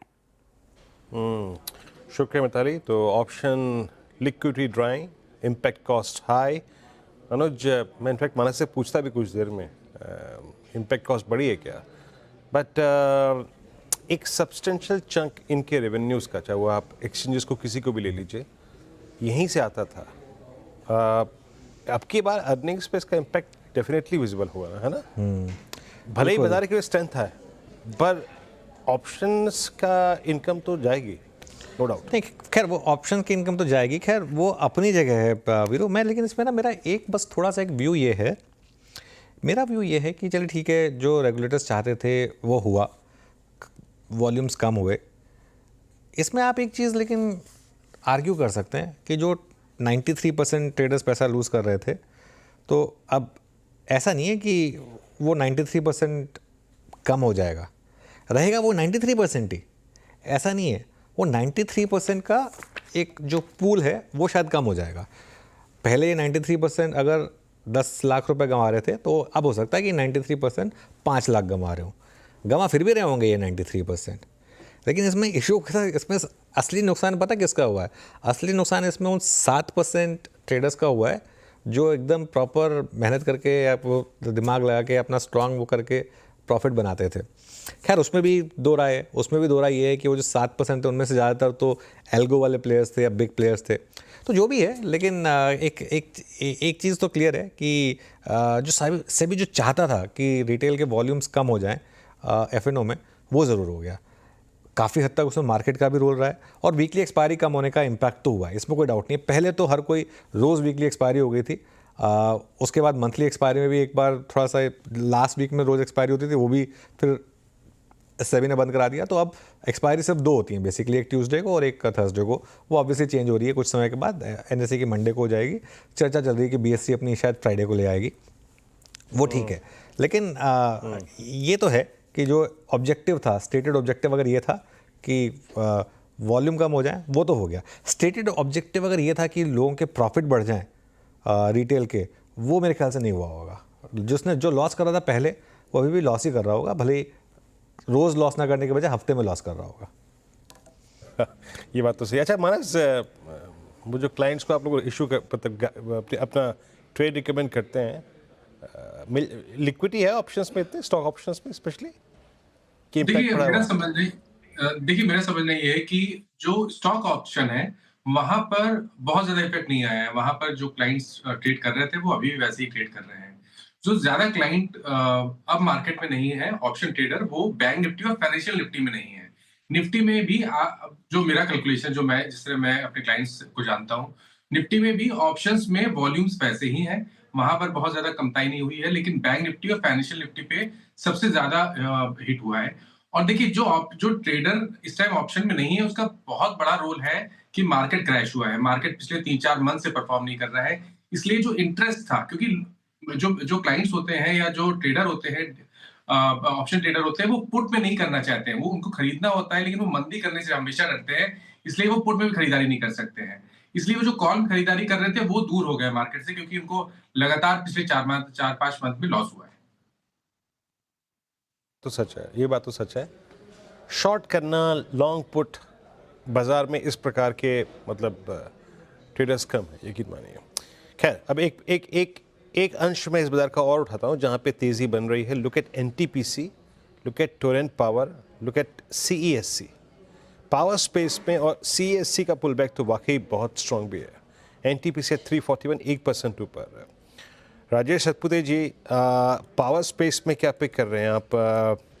क्या व्यू है? मीन यहाँ से एक डायरेक्शनल ट्रेड अगर लेना हो तो इसमें से सबसे ज़्यादा सूट क्या कर रहा है आपको? वीरेंद्र जी देखिए, वैसे तो पावर ग्रिड का पैटर्न भी अच्छा है, सीएससी का पैटर्न भी अच्छा है। दोनों पैटर्न्स अगर आप देखें तो इससे inverted head and shoulder price formation, जिसमें सीएससी का अगर आप टारगेट देखें तो 165 टू 170 का बनेगा। तो अगर 148 पे लॉन्ग भी करना है तो CSC looks good to me. 142 का स्टॉप लॉस रखे और जैसे मैंने कहा 165 170 का टारगेट लेके काम करे सीएससी में।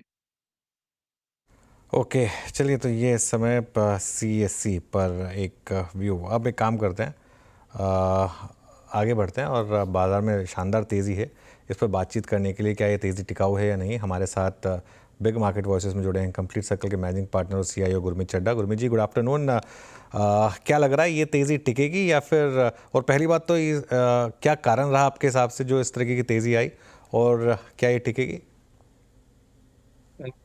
एक 2-3 कारण रहे। एक हमारी चर्चा हुई थी, बाजार थोड़ा ओवरसोल्ड था क्योंकि एफआई सेल ऑफ रिलेंटलेस था। हमने देखा कि मार्च में पिछले एक हफ्ते में सेलिंग प्रेशर भी कम हुआ और कल जो था बाइंग फिगर था। शॉर्ट कवरिंग भी देखी आपने, टेक्निकल वाले ज्यादा अच्छा बता पाएंगे। मेन जो अनुज, एक जो मेन कारण था शुरू के करेक्शन का, जो यूएस पैसा मूव हुआ था, यूएस में $700-800 बिलियन यूएस ओनली फंड्स को, पैसिव को, एक्टिव को मिला नवंबर से लेके जैन एंड तक। कुछ उसमें थोड़ा सा रिवर्सल अब देखने को मिल रहा है क्योंकि यूएस इकोनॉमी थोड़ा सा स्लो डाउन होगी, ऐसा मार्केट को लग रहा है।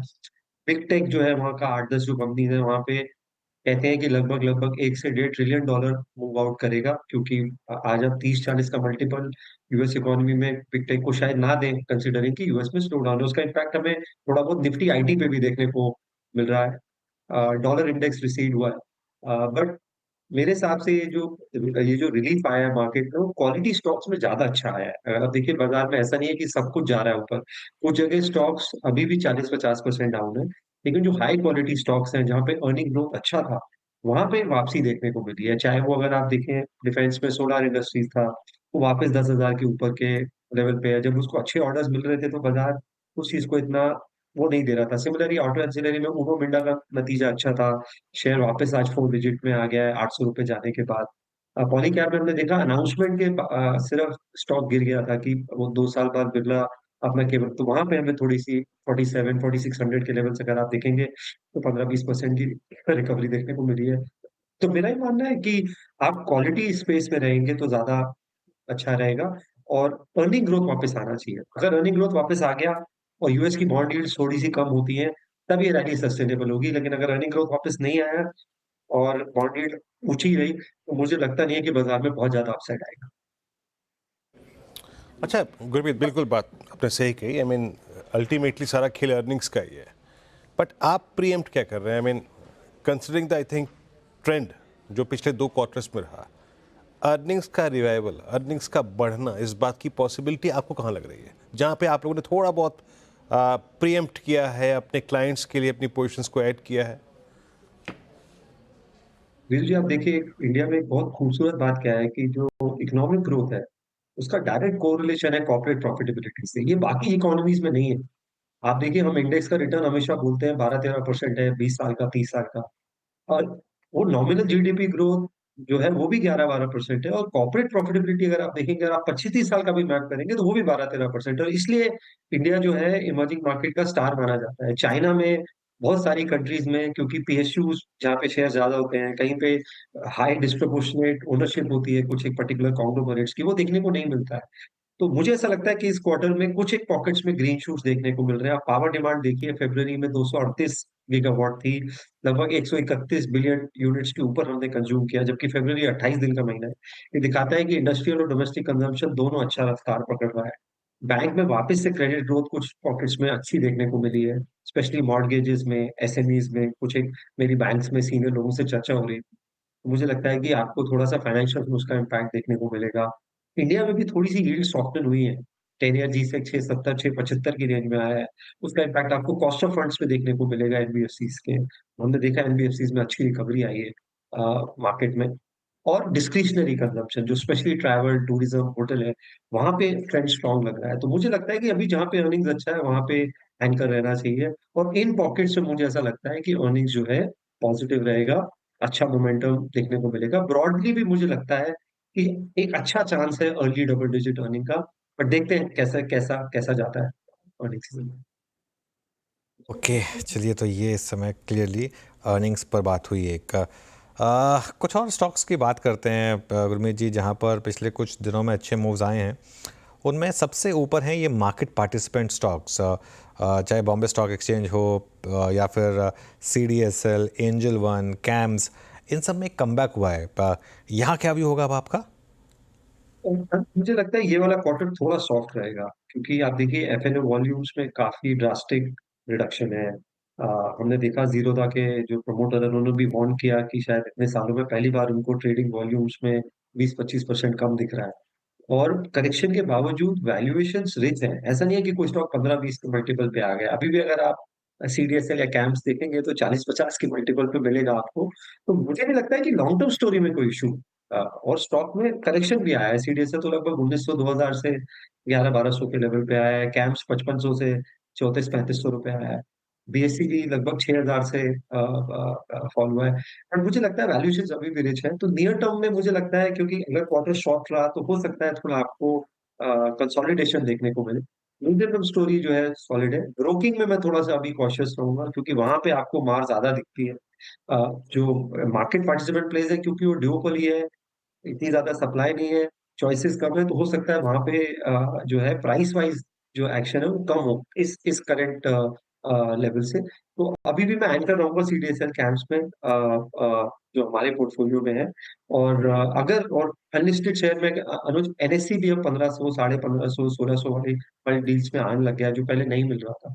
और एनएससी भी अगर आप देखेंगे तो अभी भी 25-30 के मल्टीपल पे अगर आप उसका ईपीएस लेते हैं, करंट ईपीएस, तो मेरे हिसाब से मैं न्यूट्रल हूँ, लॉन्ग टर्म पॉजिटिव हूँ, नियर टर्म में कुछ और ऐड नहीं करूँगा। ओके, ये रही कैपिटल मार्केट स्टॉक्स पे। अच्छा गुरमीत, ऑटो सिंक हुआ, आई मीन टाटा मोटर्स तो ऑलमोस्ट हाफ हो गया था, मारुति का मोमेंटम कोलैप्स हुआ। आप मारुति को देखिए, इस कैलेंडर वर्ष 2025 में 3 प्राइस हाइक ले चुका है डिफरेंट मॉडल्स पे। अब मेटल प्राइसेस का फर्म होना, डिमांड बहुत स्ट्रॉन्ग ना होना, अभी आप मेटल्स को ये ऑटो पे क्या भी रखते हैं? जैसे कि आपने कहा कि आप अर्निंग्स के रिवाइवल का इंतज़ार करेंगे, तो ऑटो पे अभी आप अभी बैकफुट पे ही है, कोई खास एडिशन नहीं किया? मुझे लगता है ऑटो में लीडरशिप क्लियरली एविडेंट दिख रही है।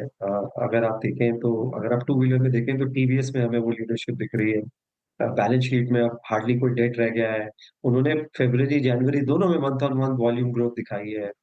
ईवी में बहुत अच्छा कर रहा है, आईक्यू बहुत अच्छा कर रहा है, एक्सपोर्ट मार्केट अच्छा कर रहा है, मार्जिन्स में इम्प्रूवमेंट हुआ है सिंगल डिजिट से डबल डिजिट में, तो वो अच्छा ग्रुप है, कॉर्पोरेट गवर्नेंस अच्छा है। तो टू व्हीलर में क्लियर लीडरशिप दिख रही है। सिमिलरली आप अगर ऑटो एंसिलरीज में और ओईएम्स में देखेंगे जो मेजर, तो आपको दिखेगा कि अच्छे प्लेयर्स हैं, जो उनो मिंडा जैसे, वहाँ पे क्लियरली दिख रहा है कि अर्निंग मोमेंटम सस्टेन्ड है, डिपेंडेंसी यूरोप पे ग्लोबल सप्लाई चेन पे कम है। तो जिसका भी यूरोप पे डिपेंडेंस ज्यादा है, क्योंकि ग्लोबली ऑटो में तो स्लो डाउन है, वहाँ इम्पैक्ट ज्यादा देखने को मिला है, चाहे वो सोना बीएलडब्ल्यू हो, चाहे वो मदर सुसुमी हो, चाहे जो वाला ग्रुप हो। सिमिलरली फोर व्हीलर्स में एमएनएम क्लियर लीडरशिप दिखा रहा है, कम गिरा है और मंथ ऑन मंथ नंबर्स अच्छे आए हैं। तो मुझे लगता है जहाँ पे मार्केट लीडरशिप दिखा रहा है, जैसे बैंक्स में आईसीआईसीआई में दिखा रहा था इतने सालों से, क्योंकि ऑटो में भी क्लियर लीडरशिप दिखा रहा है, और वहीं पे आपको एंकर होना चाहिए। पूरा ऑटो पैक जस्ट बिकॉज की डिस्क्रिशनरी कंजम्पशन बढ़ने वाला है, ब्लाइंड कॉल नहीं लेनी चाहिए। बिल्कुल। ऑटो पैक का चलिए, यहाँ पर अच्छे मूव्स आ रहे हैं। इसके अलावा एक आध और स्टॉक्स जहाँ पर अच्छे मूव्स आए, एक बार आप लेकर आइए ना मुथूट फाइनेंस को। मुथूट फाइनेंस, बजाज फाइनेंस, ये सब जो स्ट्रॉन्गर एनबीएफसीज हैं, इनमें बहुत शानदार मूव्स रहे हैं गुरमीत जी। यहाँ पर आपके प्रेफर्ड पिक्स क्या होंगे? चोलामंडलम में भी ठीक ठाक मूव्स रहे हैं पिछले कुछ दिनों में, श्रीराम फाइनेंस भी चला है। प्राइस एक्शन हमेशा प्रीएम्प्ट कर लेता है। बजाज फाइनेंस से जब बाजार गिर रहा था तभी 8500 पे आ गया था, और 2-3 साल चला ही नहीं। हम हमेशा ये चर्चा करते हैं। तो आप देखिए 6 टाइम प्राइस टू बुक है, तो मुझे नहीं लगता कि मुझे इंक्रीमेंटली ऐड करना चाहिए। हाँ, कल को अगर और रिस्ट्रक्चरिंग देखने को मिलती है, मैं राजीव जैन जी का रोल देखना चाहूंगा जब उनका सुपर एनुएशन होता है। आई थिंक वो मेरे हिसाब से एक बड़ा ट्रिगर है। इस स्पेस में लीडरशिप बहुत इंपॉर्टेंट है। हमने वो एचडीएफसी में भी देखा मिस्टर पुरी के जाने के बाद, हमने आईसीआईसीआई में देखा संदीप बख्शी जी के आने के बाद, और अब तो हम मुझे लगता है बैंक्स ज्यादा बेटर प्ले है नियर टर्म में। फेडरल बैंक आपको बुक वैल्यू पे मिल रहा है, आईसीआईसीआई एचडीएफसी भी 2 सवा 2 के ही बुक वैल्यू पे है, एसबीआई बुक वैल्यू पे है। और क्रेडिट ग्रोथ मुझे लगता है एक क्वार्टर में आपको निम पे थोड़ा सा प्रेशर दिखेगा, पर ब्रॉडली आरबीआई का स्टांस चेंज हो गया है।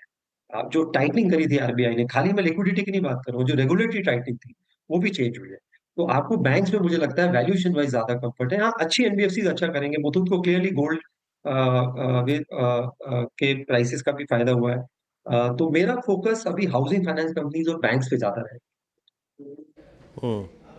अच्छा Gurmeet, considering I think summer power demand और टेम्परेचर, राइजिंग टेम्परेचर, दो स्पेस फिर लाइमलाइट में है। Look at Voltas, look at Havells, blue star पहले से काफ़ी स्ट्रॉन्ग था, और एक power stocks itself, I mean CG, ये आपका एनटीपीसी को देखिए आप, टाटा पावर को देखिए आप, सीएससी को देखिए, यहाँ पे कुछ ऐड किया आप लोगों ने, और क्या व्यू आपका इस वक्त? वोल्टास हमने ऐड किया है वीरू जी। हमें लगता है कि वो अपना आरएसी में शेयर मेंटेन करेगा। वॉल्यूम भी काफी है पिछले कुछ दिनों से। आप देखेंगे जब से समर्स का अपडेट आना शुरू हुआ है, लगभग 20-25 लाख शेयर्स का वॉल्यूम आपको रोज देखने को मिल रहा है। आज गवर्नमेंट ने एक और एग्जेम्पशन दिया बीआईएस स्टैंडर्ड्स का एसी कंपोनेंट्स में, क्योंकि उनको लग रहा है कि शॉर्टेज होगा। बट वैल्यूएशन बहुत सस्ते नहीं है, जैसे मैंने बोला, चाहे वो ब्लू स्टार हो, चाहे वोल्टास हो। वोल्ट आप रीजनेबल, आप वोल्टास 40 टाइम्स है तो आपको रीजनेबल लगेगा, बट रीजनेबल मतलब वैल्यूएशन है, तो आप टैक्टिकली ये प्ले खेल सकते हैं कंज्यूमर ड्यूरेबल्स का, बट बिगर प्ले डिस्क्रिशनरी में मैं जैसे मैंने बोला ट्रैवल टूरिज्म ये बहुत स्ट्रक्चरल प्ले है। इसके अलावा पावर में हमने ट्रांसमिशन स्पेस में ऐड किया है, पावर ग्रिड ऐड किया है पोर्टफोलियो में। वैल्यूएशन लगभग 350 360 से ₹250 आ गया था। वहाँ वैल्यूएशन बहुत बहुत रीजनेबल है। एनटीपीसी को हम इवैल्यूएट कर रहे हैं और हमने कुछ ट्रांसफार्मर स्टॉक जैसे हिंद रेक्टिफायर और बाकी जगह पे भी स्टडी करा है और कुछ को ऐड करेंगे। तो एनर्जी स्पेस में एक तो वैल्यूएशन अच्छा है और मुझे अर्निंग विजिबिलिटी दिखती है, अगले 1-2 साल सॉलिड अर्निंग विजिबिलिटी दिखती है। और मिस्टर नीलकनी ने कल बहुत अच्छा एक आर्टिकल लिखा है कि power could be the new UPI, और कैसे हम पावर प्रोड्यूस करेंगे, ट्रेड करेंगे, ये अगला मोमेंट हो सकता है एनर्जी में। तो मैं काफी कंस्ट्रक्टिव हूँ पूरे एनर्जी वैल्यू चेन में। क्या क्या क्या कहा था आपने? क्या power can be the new energy and power will be the new UPI Anuj. Mister अच्छा। नीलकनी ने ये बहुत अच्छा एक आर्टिकल लिखा है कि कैसे जब ये हम सोलर पैनल लग रहे हैं घरों में, न्यू एनर्जी जो है ट्रांजिशन हो रहा है, कैसे उसको ग्रिड में डालेंगे, पूरे वैल्यू चेन में कहाँ कहाँ है। आई थिंक बहुत ही ब्यूटीफुल आर्टिकल है। और वो बात कर रहे हैं कि कुछ टाइम बाद हाउस होल्ड प्रोड्यूस, कंज्यूम और ट्रेड करेंगे। तो ये अगर यूपीआई की तरह हो सके तो ये अपने आप में एक बहुत बड़ा डिस्ट्रप्शन हो सकता है एनर्जी में। तो बहुत ही सुंदर आर्टिकल है। मैं आपसे अलग से शेयर करूंगा पोस्ट डिस्कशन।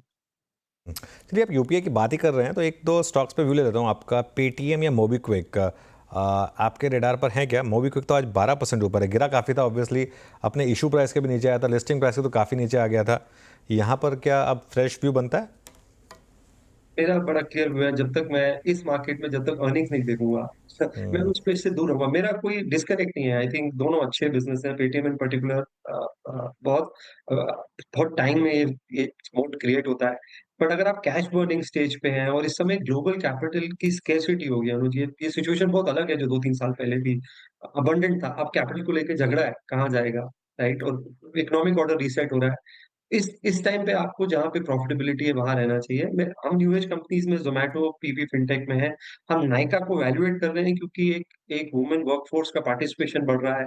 और बीपीसी जो कैटेगरी है, हमें वहां पे डबल डिजिट वॉल्यूम ग्रोथ दिख रही है। और वहां पे ऑनलाइन और ऑफलाइन दोनों का जो मॉडल है, डिस्ट्रीब्यूशन मॉडल, वो एक कन्वर्ज कर रहा है, दोनों अच्छा कर रहा है। तो इन 3 जगह पे हमारा निगाह है। नाइका हमारे पास नहीं है, पीपी फिनटेक और जोमेटो है पोर्टफोलियो में।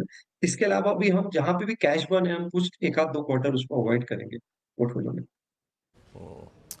गुरमीत जी के इस पूरे डिस्कशन को अगर आप एक हेडलाइन या एक सुर्खी देना चाहें ना, हेडलाइन देना चाहें, अच्छा, PMS manager hunting for profits, है ना?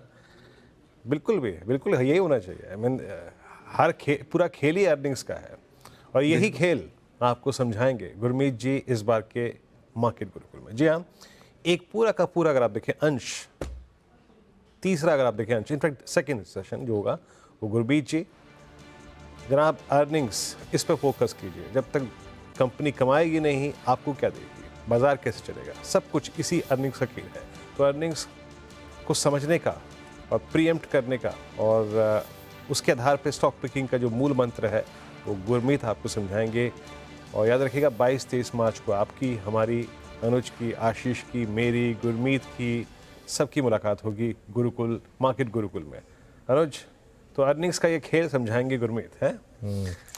बिल्कुल फिर, क्योंकि देखिए अल्टीमेटली मार्केट्स चलती हैं अर्निंग्स पर। नियर टर्म में सेंटिमेंट, मीडियम टर्म में लिक्विडिटी, लेकिन लॉन्ग टर्म में अर्निंग्स। आप 2004 से 5 से, मैं इसलिए कह रहा हूँ 2004-5 क्योंकि वो मार्केट मुझे याद है। 2003 में मैंने अपना करियर शुरू किया था, तो वो मार्केट मुझे याद है। आप वहाँ से लेके आज तक का निफ्टी का चार्ट उठा लीजिए और निफ्टी का ईपीएस उठा लीजिए, आपको 20 साल में सेम ग्रोथ दिखाई देगी। बीच बीच में फेजेस आएंगे जिसमें वो वैल्यूएशन गैप होगा या होगा, वो लीनियर लाइन नहीं दिखेगी आपको। लीनियर लाइन आपको एफडी में दिखेगी, इक्विटी में नहीं दिखेगी। लेकिन अगर आप एक लंबा नज़रिया रखते हैं, eventually it all boils down to earnings. और इसके लिए कहते हैं ना कि ये नैरेटिव बेस्ड स्टोरीज 1 साल 2 साल चलती हैं, लेकिन इवेंचुअली अगर कंपनी प्रॉफिट नहीं जनरेट करेगी तो वही हाल होगा जो स्विगी का हुआ था। आज चल रहा है स्विगी, वो अलग बात है, लेकिन मतलब हाल वही होगा फिर अगर आप लॉस मेकिंग कंपनी होंगे तो ये खैर क्लियरली एक व्यू। चलिए गुरमीत, बात करेंगे आपसे इस मार्केट गुरुकुल में और लुकिंग फॉरवर्ड टू इट। बिरू, बिल्कुल, और जुड़ना है आपको गुरुकुल में और अर्निंग्स के इस खेल को। गुरमीत कुछ कह रहे थे, गुरमीत कुछ कह रहे थे।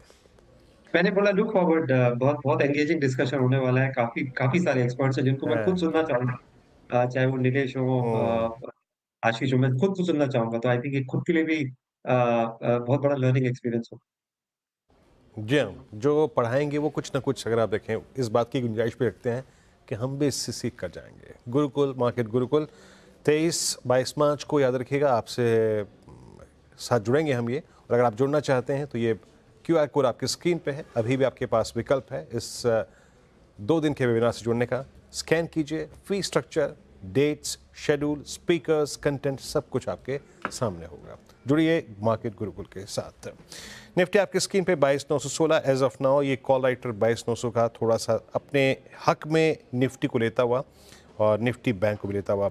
अनुज, लेवल्स टू वॉच और अप्रोच फॉर टुमारो क्या रखें? देखिए वीरू, अप्रोच मेरी वही रहेगी जो अब तक थी कि आप लॉन्ग पोजीशन कैरी करें। बस इसमें मैं एक हल्का सा चीज़ जोड़ रहा हूँ। 3 दिन से हम एक अनअबेशड व्यू लिया हमने कि आप कैरी करिए। आज मैं थोड़ा सा हेज व्यू ले रहा हूँ। लॉन्ग पोजीशन जरूर कैरी करें मार्केट में, क्योंकि स्टॉप लॉस नहीं लगा आपका और आप अपना ट्रेलिंग स्टॉप लॉस बढ़ाकर 22,800 पर ले आए। लेकिन पुट लेकर अपने आप को हेज करें। वो क्या करना है आपको, कैसे करना है, वो क्यों करना है, पहले तो मैं बता देता हूँ। आज रात को फेड का फैसला आना है। उसकी वजह से अगर कल एमर्जिंग मार्केट में कुछ हलचल मच गई, यूएस मार्केट की हलचल से मैं इतना परेशान नहीं हूँ, एमर्जिंग मार्केट में अगर हल्की सी हलचल मच गई तो वो दिक्कत होगी। इसके लिए मैं कह रहा हूँ सिर्फ आप हेजिंग करें। अब आप हेजिंग कैसे कर सकते हैं? सबसे आसान तरीका है, कल एक्सपायरी है निफ्टी की। अब आपको अपने आप को क्या प्रिपेयर करना है? हम 22,800 का तो स्टॉप वैसे ही मान के चल रहे हैं निफ्टी पर कि 22,800 आपका स्टॉप होना चाहिए।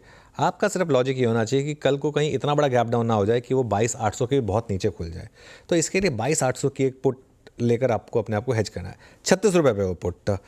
उससे होगा क्या, अगर बड़ा गैप डाउन भी हुआ तो आपका जो लॉस है वो ऑलमोस्ट 100 पॉइंट तक सीमित रहेगा। बड़ा गैप डाउन भी हुआ तो उससे मतलब इससे बहुत बड़ा गैप डाउन हुआ तो भी हम 22,900 पर हैं, 22,800 तो मतलब 100 पॉइंट के करीब का आपका हो रहेगा। जितना रिस्क तो आपको शायद लेना पड़ेगा। और ये पुट 35-36 रुपये की है। इसको आप इंश्योरेंस कॉस्ट समझें कि चलिए भाई कुछ भी चीज़ की है आपने तो इंश्योरेंस करेंगे। लेकिन वीरू इवेंचुअली मामला मतलब ये जो मैं अब तक पिछले 3 दिन से, अच्छा एक और चीज़, अब हम ध्यान रखिएगा 22,200 पर नहीं है, अब हम 22,900 पे आ चुके हैं। तो 700 पॉइंट की निफ्टी की रैली हो चुकी है। तो 700 पॉइंट की निफ्टी की रैली के बाद कल एक बार पॉसिबल है कि एक बार के लिए थोड़ी प्रॉफिट बुकिंग आ जाए और आप स्टॉप आउट ना हो जाएं गैप के साथ ही। इसके लिए मैं बस उस हेजिंग की बात कर रहा हूँ। अदरवाइज जैसे हमने पहले भी व्यू लिया था कि ट्रेड से तो आपको अब यहाँ से सीधा स्टॉप लॉस से निकालेगा। तो ये मेरा व्यू रहेगा कल के लिए। ओके, तो हो गया ट्रेड्स। अब एक काम करते हैं, यहाँ लेते हैं BTST FAST BT trades pick करते हैं और चलते हैं प्रकाश सर के पास। प्रकाश सर क्या पिक कर रहे हैं आप? आई थिंक ग्लैनमार्क मुझे अच्छा लगता है। BTST के तौर पर ट्रेड करा है 1485, स्टॉप लगाना चाहिए करीब 15 रुपए, 1470, 10 रुपए 75। मेरे ख्याल से 1510 का ही टारगेट बन सकता है ग्लैनमार्क में। ओके चंदन जी, आप बताइए आप क्या ट्रेड कैरी कर रहे हैं? मैं थोड़ा डिफेंस कंपनीज पर जाना चाहूंगा क्योंकि आज के दिन काफी अच्छा momentum most of the defence shipping companies में देखने को मिला है, चाहे FNO या नॉन FNO की बात करें तो HAL पे फोकस रहेगा। काफी लंबे अरसे के बाद में यहाँ पे एक मूविंग एवरेज क्रॉसओवर देखने को मिला है और एक फॉलिंग सप्लाई ट्रेंड सरपास हुआ है। तो HAL पे खरीदारी की सलाह। 3675 का सपोर्ट है, ऊपर में 3875 तक के टारगेट बनने चाहिए। Okay, HAL। मानस आपका ट्रेड क्या रहेगा? देखिए मेरा ट्रेड है बालकृष्ण इंडस्ट्रीज पे। इस स्टॉक में आज पहले दिन रिवर्सल के कुछ साइन देखने को मिले हैं। स्टॉक ने 20-डे मूविंग एवरेज को रिगेन कर लिया है, हाई टॉप से हाई बॉटम का कंफर्मेशन दिया है। तो बालकृष्ण इंडस्ट्रीज के फ्यूचर में खरीदारी करने की राय रहेगी। आपके जो स्टॉप लॉसेस है वो 2599 के स्टॉप लॉस से खरीदारी करके चलनी है और 2675 के टारगेट सेट करने हैं। ओके राजेश सतपुते जी बताइए आप क्या ट्रेड ले रहे हैं कल के लिए? अनुज जी देखिए, मैं एस्कॉर्ट्स पर लेके जाऊंगा। बहुत ही क्लीन ब्रेकआउट मिला है तो मोमेंटम अभी भी है इंटैक्ट।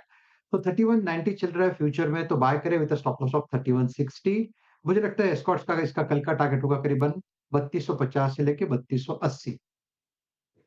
चलिए तो ये कल के लिए BTST ट्रेड्स। अब चलते हैं यतिन के पास, डीलिंग रूम से क्या फीडबैक मिल रहा है वो जान लेते हैं। Yatin good afternoon. Good afternoon. 2 stocks जो आज डीलर्स फोकस कर रहे हैं, सबसे पहले NBCC ये जो PSU स्टॉक्स है काफ़ी ऊपर से लेवल से करेक्ट हुआ है, अब बाउंस दिखा रहा है। FNO स्टॉक्स की बात करें तो ये एक स्टॉक है जो PSU पैक में काफ़ी अच्छा ओपन इंटरेस्ट ऐड करता हुआ दिखाई पड़ रहा है आज के सत्र में। इनफैक्ट काफ़ी सारे HNIs यहाँ खरीदारी कर रहे हैं और डीलर्स को लगता है कि यहाँ BTST का ट्रेड ले सकते हैं। मार्च फ्यूचर्स में उनको लगता है कि 86 से लेके 88 तक के लक्ष्य यहाँ देखने को मिल सकते हैं। इसके अलावा रियल एस्टेट स्टॉक्स में भी आज शॉर्ट कवरिंग देखने को मिल रही है। पर्टिकुलरली DLF पे डीलर्स काफ़ी कंस्ट्रक्टिव दिखाई दे रहे हैं क्योंकि यहाँ FIs भी अपने शॉर्ट कवर कर रहे हैं। डीलर्स के हिसाब से 710 725 तक के टारगेट्स इस रियल एस्टेट प्लेयर के काउंटर में आपको देखने को मिल सकते हैं। ओके चलिए, तो ये कुछ डीलिंग रूम चेक। चलिए फटाफट वीरू के पास चलते हैं, मार्केट ब्रेथ समझते हैं, उसके बाद एक और इंटरेस्टिंग टॉपिक पर बात करेंगे। वीरू बताइए कैसी रही आज की मार्केट ब्रेथ? मार्केट ब्रेथ अच्छी है अनुज आज भी। एक बार जरा long short long unwinding short covering के स्टैट्स लिखे आइए। पहले मेन स्लाइड लिखे आइएगा और मेन स्लाइड में आपको सेंस मिलेगा कि आज की ब्रेथ कैसी थी।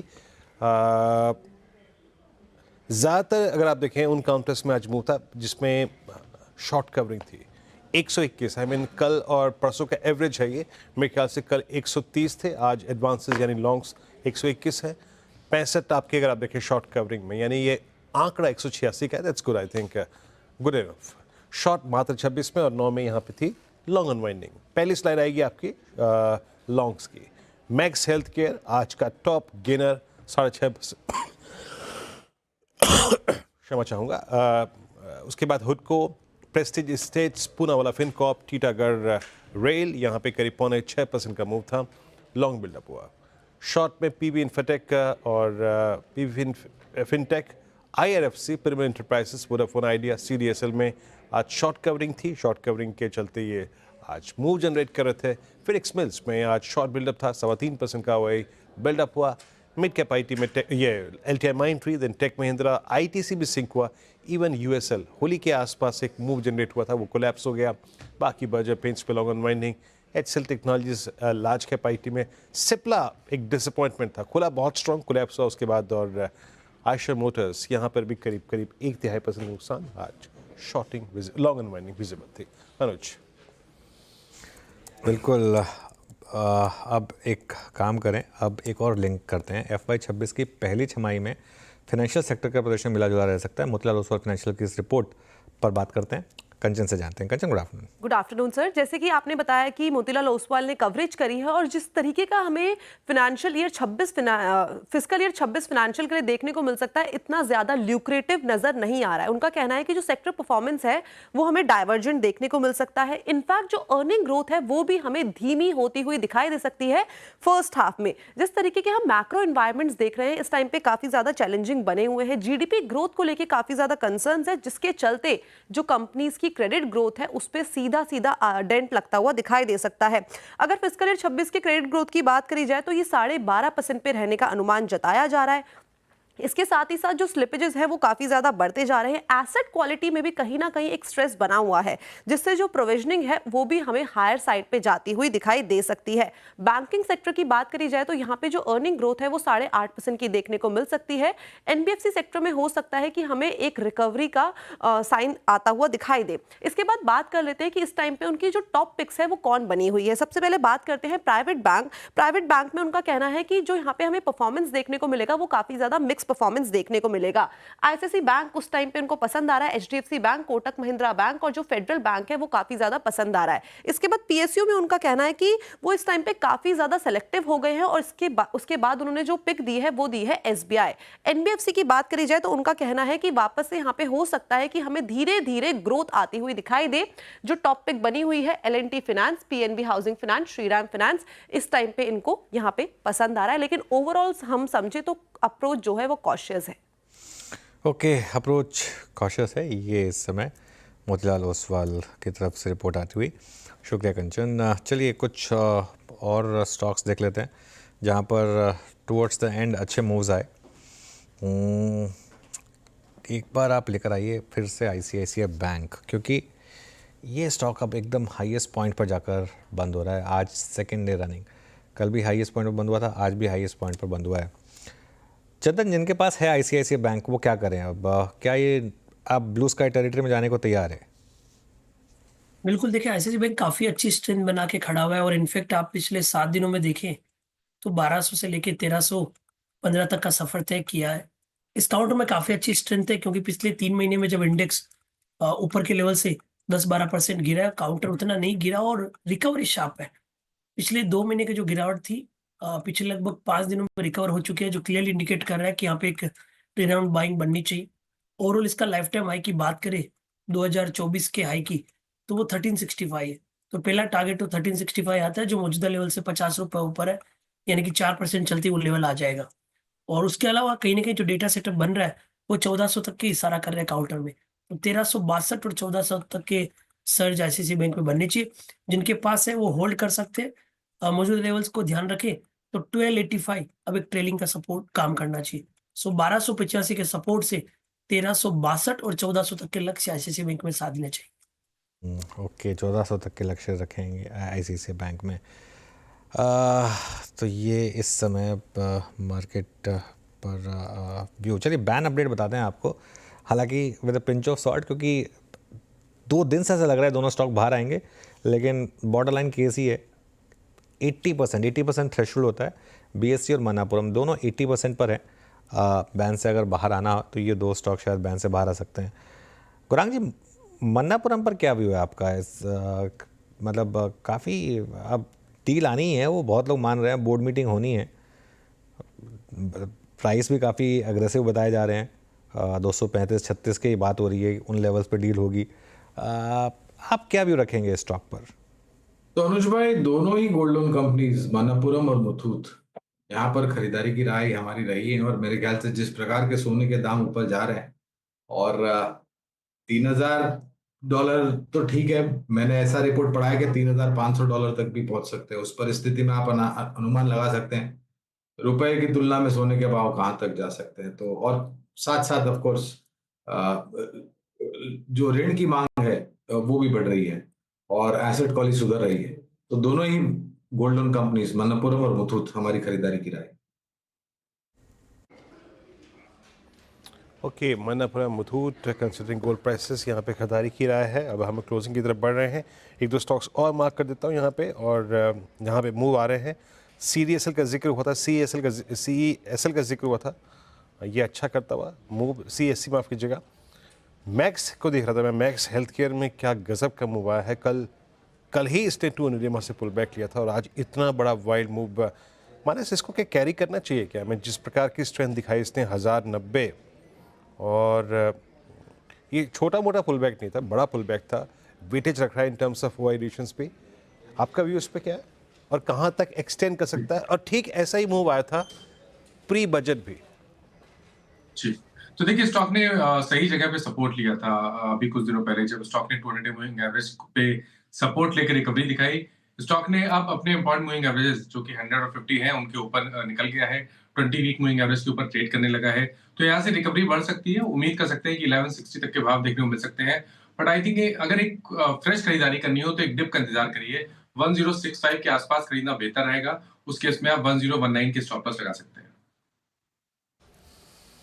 मैक्स हेल्थ केयर 1090 पे बाय, और मूव अच्छा है। डिसअपॉइंट किया किसने किया? आज हीरो मोटर कॉर्प ने। इस जनाब स्टॉक में एक रत्ती भर का, एक पैसे का पुल बैक नहीं है। और आज भी I mean even the shortest moving average 10 डेमा को भी क्रॉस करने का पोटेंशियल इसमें नहीं है। फिर लेके आइए आप जरा बजाज ऑटो को देखते हैं। यहाँ पे बजाज ऑटो क्या कर रहा है? बजाज ऑटो ये 7725 पे, हाँ इस पे छोटा सा पुल बैक है, बट अगर आप इसके प्राइस डैमेज को कैलकुलेट करें और उसका एक आकलन करें, I mean versus all time high of 12800, इसका रिट्रेसमेंट था करीब समझ लीजिएगा कि 7200, यानी करीब 45% का रिट्रेसमेंट हायर लेवल से। वो प्राइस डैमेज काफ़ी सीवियर था। उसके कंपैरिजन में ये पुल बैक, जितना पुल बैक इंडिसेस में आया ना के बराबर था। लार्ज कैप आईटी में टेक महिंद्रा कोलैप्स हुआ, इन्फोसिस भी कोलैप्स हुआ, और इन्फोसिस आज फिर करीब 1592 पे। मिड कैप आईटी में बिरला सॉफ्ट। एक बार लेके आइएगा बर्जर पेंट्स। बर्जर पेंट्स में रुझान क्या है उसको देखते हैं, और एक बार निफ्टी पीएसयू बैंक इंडेक्स भी लेके आइएगा। आज सुबह निफ्टी पीएसयू बैंक इंडेक्स उस वक्त बाजार को एक थ्रस्ट जनरेट कर रहा था जब निफ्टी बैंक थोड़ा ठंडा पड़ा हुआ था। Nifty PSU bank index that's I think 6017। Anuj, technically Nifty PSU bank भी बहुत अच्छा लग रहा है इस वक्त, और अभी तक जो हमने मूव देखा आईसीआईसीआई बैंक में या कोटक में, वैसा एसबीआई से मिसिंग भी है। तो क्या इन terms of risk reward ratio PSUs hold कर रहे हैं अच्छा वेटेज इस वक्त? बीरू, आई थिंक कल एग्जैक्टली इसी टाइम पे हम बात कर रहे थे, आपको याद होगा कि अब कोई एक और सेक्टर अगर जो दिमाग में आ रहा है तो मैंने पीएसयू बैंक की बात की थी, और सुबह हमने बिग स्टॉक में भी एसबीआई को लिया था। मुझे हैरानी नहीं है, क्योंकि आई थिंक ये एक स्पेस है जो बिल्कुल कम चला था और अब यहाँ पर चलना शुरू हुआ है। एक और एग्जांपल देता हूँ मैं अब आपको, इंडियन बैंक देखिए, वो आएगा आपकी स्क्रीन पर। जो अच्छे पीएसयू बैंक्स हैं उनमें काफ़ी अच्छे मूव्स आ रहे हैं। मेरा ये मानना है कि आज फेड का एक बार फैसला वगैरह हो जाए, उसके बाद अगर मार्केट में वापस तेज़ी आई तो अगेन ये एक सेक्टर है जो लीड कर सकता है। इनफैक्ट एक काम करते हैं, पीएसयू बैंक निफ्टी का एक बार थोड़ा लंबा चार्ट देखते हैं आई थिंक, और 52 वीक हाई लो देखते हैं इसका। 6031 पर आज का हाई था, ये 3 महीने में करीब 11% गिरा है, और आई थिंक 52 वीक हाई से और ज़्यादा गिरा होगा। आई थिंक 52 वीक हाई इसका मेरे ख्याल से 7000 प्लस था, अगर मेमोरी सही है मेरी तो। फायर करते हैं एक बार जरा इसको और उसके बाद देखते हैं। 8037 8037, हाँ ठीक है। हमारा साबुन थोड़ा स्लो है, आपका फास्ट है, तो खैर कोई नहीं, ये सब थोड़ा सा होता रहता है। 8000 से ऊपर का, हाँ 8053 का हाई था, यहाँ से काफ़ी करेक्ट हुआ है, करीब 2000 पॉइंट अभी भी करेक्ट है, तो 25% के करीब। तो खैर ठीक है, लेकिन यहाँ पर मुझे लग रहा है कि अब थोड़ी सी बीरू वैल्यू बन रही है, यहाँ पर वैल्यू बन रही है पीएसयूज में। हाँ, चार्ट के लिए अच्छा, और मैं वीकली चार्ट्स पर अगर कुछ देर के लिए कन्वर्ट करूँ, याद रखिएगा मैं प्रीएम्प्ट कर रहा हूँ, बट इसने बहुत ही ज़्यादा टाइम स्पेंड किया 100 EMA पर, और बट ये ज़्यादा नेगेटिव था, याद रखिएगा, निफ्टी बैंक की तुलना में, क्योंकि निफ्टी बैंक ने अपना 100 EMA नहीं तोड़ा था, 100 EMA ये उसके नीचे भी गया था 3 हफ्ते, तो अच्छी प्राइस रिकवरी। खैर, अंत भला तो सब भला, 72 अंकों पर 22,905 पे, निफ्टी बैंक 400 अंकों पर, और निफ्टी आईटी अगर आप कंपेयर करें versus the morning losses, still far better. Anuj, over to you for closing. बिल्कुल, चलिए वॉल पर चलते हैं आज की क्लोजिंग के लिए, और निफ्टी करीब 70 पॉइंट ऊपर, ये वॉल थोड़ी बड़ी लग रही है मुझे आज, 72 पॉइंट्स ऊपर निफ्टी। उसके अलावा निफ्टी बैंक करीब 400 पॉइंट ऊपर, निफ्टी आईटी करीब 1% नीचे था, वहाँ पर प्रेशर था क्लियरली।